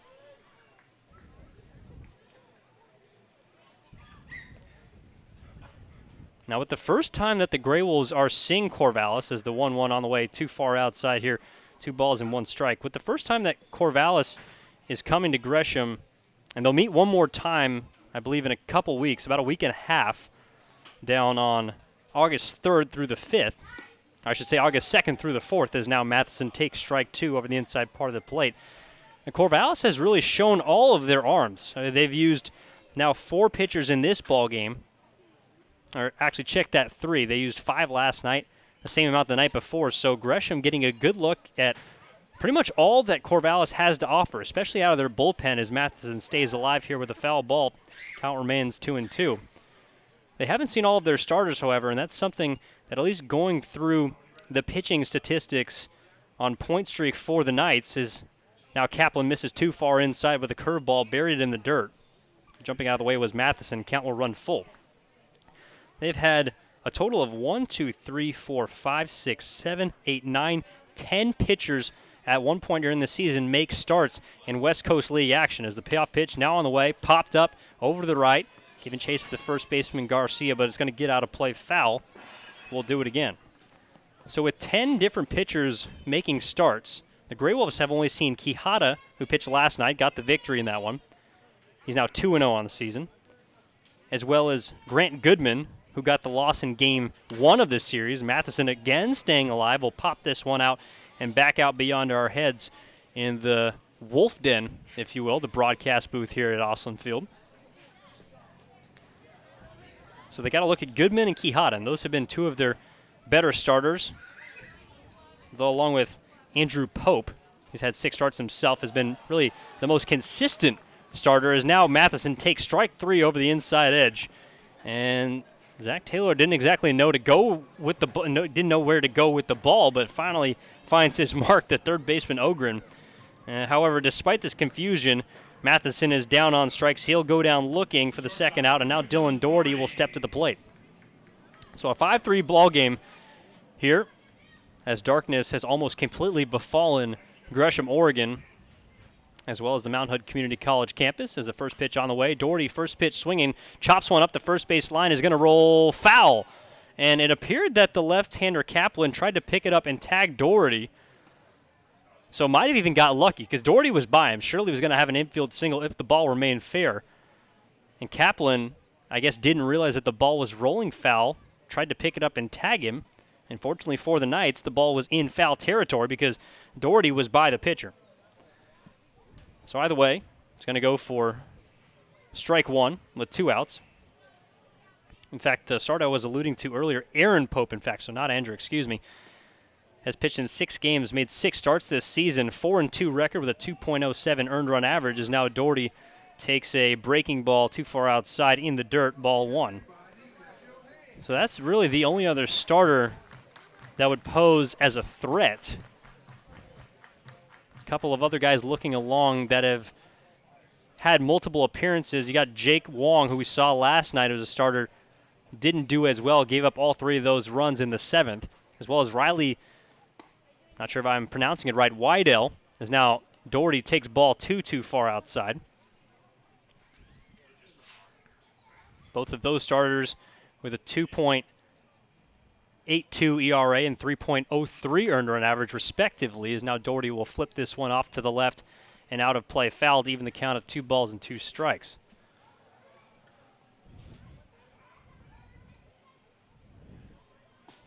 And so Kaplan looking to make quick work here of the Grey Wolves, looking to go 1-2-3. Doherty trying to break that up. And so he'll have to fight here in the 2-2 count. Now on the way. Pitch on fouled off to the left. An opposite field job there by Doherty. Able to stay alive here. Working a 5-pitch at bat. That's kind of that threshold that a lot of these offensive players for Gresham have talked about trying to reach. A 5-pitch at bat is essentially the mark you want to get to in order to put some pressure on the pitch count of the opposing pitcher, no matter if he's a reliever, a starter, as Kaplan misses outside here and low in the dirt, blocked by Taylor. Nonetheless, going to go for ball 3. The count is now full. So that 5-pitch at-bat is the threshold that they're trying to reach, and have done so the majority of this ball game. Early on was a bit of a struggle, kind of out in front swinging at the left-hander Frick, but since then have done a great job, and an even better eye here from Doherty, checking his swing, taking ball 4. So he earns his second base on balls tonight. This time in the 8th pitch of the at-bat, and Curtis Perrin will now come to the plate. He's got 1 base knock as well as an RBI and a run scored.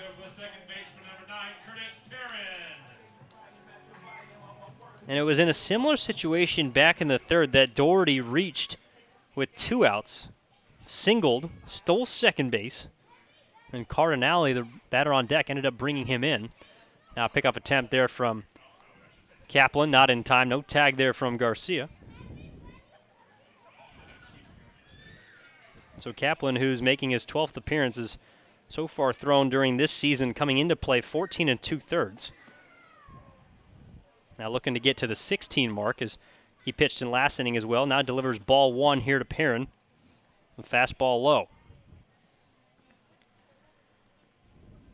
Gresham's second baseman, in addition to his base knock, also a sacrifice fly, so has had 4 plate appearances, just 3 official at-bats. Also reached back in the 6th on a fielder's choice, as now another pickoff attempt is foiled there, and safely is Doherty.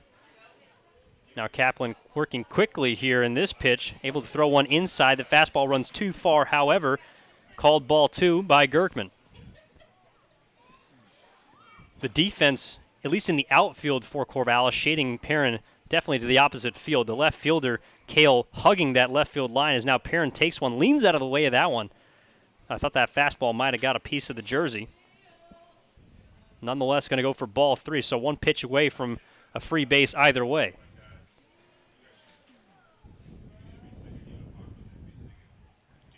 Kaplan's going to have to get back in this at-bat. No one warming up in the bullpen, so it's up to him to get through this inning.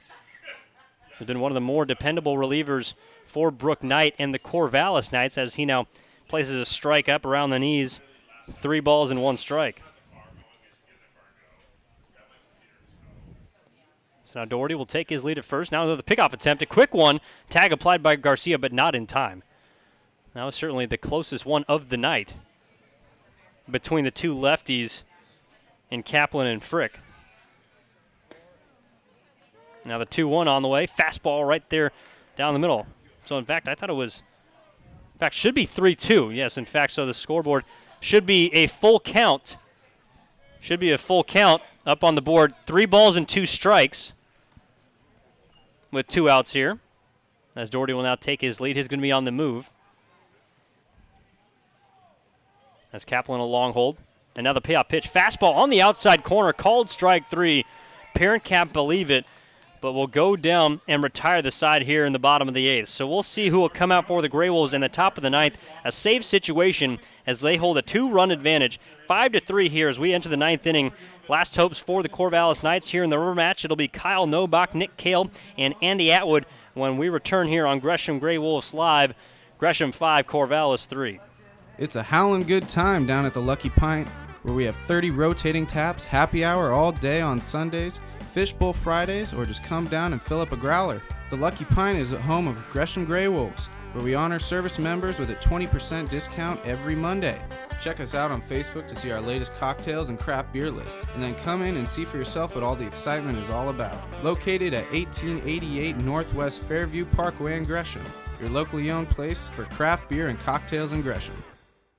If you are looking for an award-winning institution of higher education that is touching lives in many ways, look no further than Mount Hood Community College. For 50 years, MHCC has been an economic engine that brings hundreds of millions of dollars into our community, while also providing great educational services to area residents. No matter what you're interested in, MHCC has a place for you. To learn more, visit our website at mhcc.edu. Mount Hood Community College, transforming lives, building communities. It's time to gear up. Visit the Grey Wolves team store during your next visit to Osland Field. Hats, hoodies, and shirts in different styles, colors, and logos to show your support of Gresham's team. We have a huge selection of Grey Wolves gear available online as well. Just visit GreshamGreyWolves.com to pick up your favorite gear and wear it to the next Grey Wolves game at Osland Field. That's the team store at GreshamGreyWolves.com. Gear up! And so Michael Clark, the right-handed closer, onto the bump for the Gresham Grey Wolves as we're just about to set to begin this top of the 9th inning. Last chance for Corvallis as it will be up to the top of the order. No one else you'd want coming to the plate if you're a Corvallis fan. Kyle Nobach will start things off, followed by Nick Kale and Andy Atwood. That is who Michael Clark will face this inning as he comes in making his 11th appearance for the Gresham Grey Wolves. Currently 4 saves on the season. 4 out of his last 4 opportunities, he has been able to shut things down. Comes into play with a 3.78 earned run average. Through his 16 and 2/3 innings pitch, has struck out 15, although has walked 10. So a bit erratic, a hard thrower from the right side, exclusively working from the stretch, as Klenke will set up inside, and the first pitch, a fastball in on the hands, fought off by Nobach for strike 1. In only 3 out of his 10 previous appearances, Clark has gone without walking a batter, so you got to think at some point Corvallis is going to have a chance to get a runner on base as they trail by 2. 5-3 is this fastball too far inside. Nobach squirts out of the way of that one, and he takes ball 1. Also 11 hits allowed by Clark, although generally hasn't been much more than weak contact. I believe only 1 extra base hit given up by Clark so far this season, as now the 1-1. Slider, ground ball over the shortstop Doherty. He'll come in, field it, quick throw onto first base in time, and there's 1 away here to begin the 9th. A defensive replacement over at first base making the catch there and the putout for the Gray Wolves. Drew Curtis coming in for Will Matheson. All around the defense elsewhere looks to be good. And so now Nick Kale will step in. And Clark, Cal Poly San Luis Obispo Bronco, I believe, is the mascot, as now he fires a first pitch fastball too high and inside. In fact, actually a Mustang. Thank you, Connor. Connor Pelton. Now the mascot guru at this point. We're just coming up with different names. Last night it was the social media. We got a couple of research analyst gigs thrown in there. As now the 1-0 on the way. Fisted up the middle. Ground ball to the shortstop Doherty. He can't come up with it. Kind of skipped up into the midsection of Dylan Doherty. Had trouble with it. Could not recover and is ruled in error. And so Nick Hill will reach on the E6. Hopefully that will not come back to hurt the Gray Wolves. The last time a man reached on an error was from the shortstop Doherty, and the man coming to the plate, Andy Atwood, back in the 6th. And he ended up coming around to score along with another runner, the batter on deck, Zach Taylor. And that is what the Corvallis Knights would need at this point. 2 runs to tie this ball game. They trail 5-3 here in the top of the 9th. Of course, Clark on to try and shut any hopes of that down. And the rubber match of this series, and now a pinch runner being put on first base. Can't really see his number at this point behind the 6'4" frame of Drew Curtis, although once he takes his lead, we'll hopefully be able to get a better look at him. It looks like Taylor Travis from here, although we'll double-check that. Nonetheless, first pitch now on the way to Atwood as he fights this one off to the left, over off the fence of the dugout. And so, as in fact confirmed, is Taylor Travis, number 3. Thought I spotted him from the stirrups alone, at least from looking at him last night. Also came in as a pinch hitter in the first game of this series. So, tasked with a pinch running position. We saw Alcantara pinch run last night. Came around to score, in fact. His now pickoff attempt from Clark is not in time. No tag over there from Curtis at first.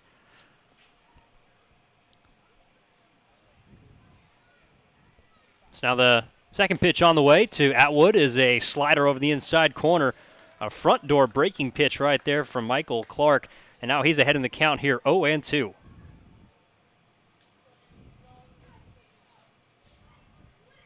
And so with 1 out, Atwood down in a hole. Pitch on the way. Front door breaking ball. Identical pitch, and he's down on strikes. 3 in a row as Andy Atwood is set down looking here by Michael Clark. That is his 16th strikeout of the season. First one on the evening. And now 2 outs here with Zach Taylor representing the last hopes here for the Corvallis Knights.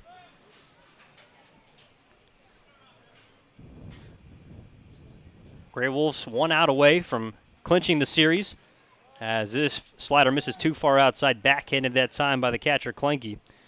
As Taylor will step in, has reached base 3 out of the 4 times. 2 times has been hit by a pitch, and both times came around to score, as he scored 2 out of the 3 runs so far tonight for Corvallis. There's a pickoff attempt to tag over there this time by Curtis, but not in time, as Travis is in safely with a head-first dive. Now another pickoff attempt. Not even off the bag was Taylor that time, so Clark just looking to check in on him. However, besides the 2 runs scored and the 2 free bases earned by Taylor, also with a single and a stolen base, that came back in the 7th as he now takes a 1-0 hack. Ground ball up the middle, diving play by Doherty, but can't get to it. The ball will get into center field as Ryan Smith will play that one in. A little bit more life here as Zach Taylor now reaches the board. He represents now the tying run over at first base as Roman Garcia will step to the box. So Taylor Travis moves up to second base. Still 2 outs. Just one pitch away in this situation is Michael Clark. And now the third base and head coach, Brooke Knight, will go down to have a quick chat with Roman Garcia once, again, another substitution being made. So a pinch runner, as it appears, number 14, Matt Kelly, the second baseman who we saw last night, will come in and pinch run for Zach Taylor. It's not that Taylor doesn't run well, as we've seen him with 2 stolen bases so far in this series alone. However, Matt Kelly providing maybe a little more agility on the base pass. Quite possibly could be a better base runner, I'm not sure. But nonetheless, will be called upon to pinch run here in this situation. So now Clark will have to focus up with Garcia coming to the plate. First pitch on the way to him is a curveball buried in the dirt, blocked by Clanky on the backhand. He's utilized that nicely tonight. And a pleasant surprise, especially after last night. The backstop for Gresham, Matt Cairo, struggled a little bit, had a couple of pass balls, as well as 6 stolen bases allowed on him last night. So a breath of fresh air here from Ben Clanky, able to keep some balls in front. Is now the 1-0, grounded over, backhanded by Doherty. He'll go the easy way to second base, and that's the ball game. The Gresham Gray Wolves able to take 2 out of 3 from the first half champs in the Corvallis Knights. And they get the job done here at Osland Field. 5-3 is the final score. So Spud Heidemann, the right-hander, collecting his 4th victory of the season. Now moving into first place in the team lead for that category. Michael Clark collecting his 5th save, along with a couple of nice relief outings from left-handers Kyle Scott, along with Carter Book. So 5-3 is the final score as the Gray Wolves now move on to 9-3. Corvallis Knights drop to 5-8 here in the second half. The West Coast League, and most importantly for the Gray Wolves, they keep ground. As I believe the Yakima Valley Pippins were ahead when I checked early on in this ball game. They were behind the Gray Wolves by just a half a game, but nonetheless, the Gray Wolves able to scrape and grind this one out. 5-3 here at Osland Field is the final score. So looking around the rest of the league, Yakima Valley, in fact, all knotted up in the bottom of the 5th, so it must have got a late start there against Kelowna. They were up 1-0 earlier in that ball game. The Cowles Black Bears have defeated the Ben Elk 6-0. The Wenatchee Apple Sox currently hold the lead over the Kitsap Blue Jackets. This is all the Southern Division of the West Coast League here, and that is in the bottom of the 9th is that game. And of course, Gray Wolves just completed the 5-3 victory here over the Corvallis Knights. So that will do it here in the broadcast booth at Osland Field. Want to thank all of those tuning in, all those Corvallis Knights fans tuning in to hear this ball game. It's been a pleasure. My name is Evan Giddings, broadcasting this game for you here, all 9, as the Gresham Gray Wolves pick up a 5-3 win over the Corvallis Knights. They continue their hot streak to begin this second half, now 9-3 as they move along. The next team that they will face looking ahead on Saturday, July 23rd. So tomorrow they'll hit the road against the Walla Walla Sweets up in Walla Walla, Washington. The city's so great they named it twice at Borless Stadium at 7:05. So we'll look to stick with you, as it'll be Fletcher Like on the road, my broadcast partner. He'll have that game along with the rest of the 3-game series. They'll be back home on July 26th to take on the Kitsap Blue Jackets, and that's when I'll see you next. So it's been a pleasure. Again, my name is Evan Giddings, as that will conclude a 2-out-of-3 win series here for the Gresham Gray Wolves over the Corvallis Knights, and want to wish the rest of you a pleasant night.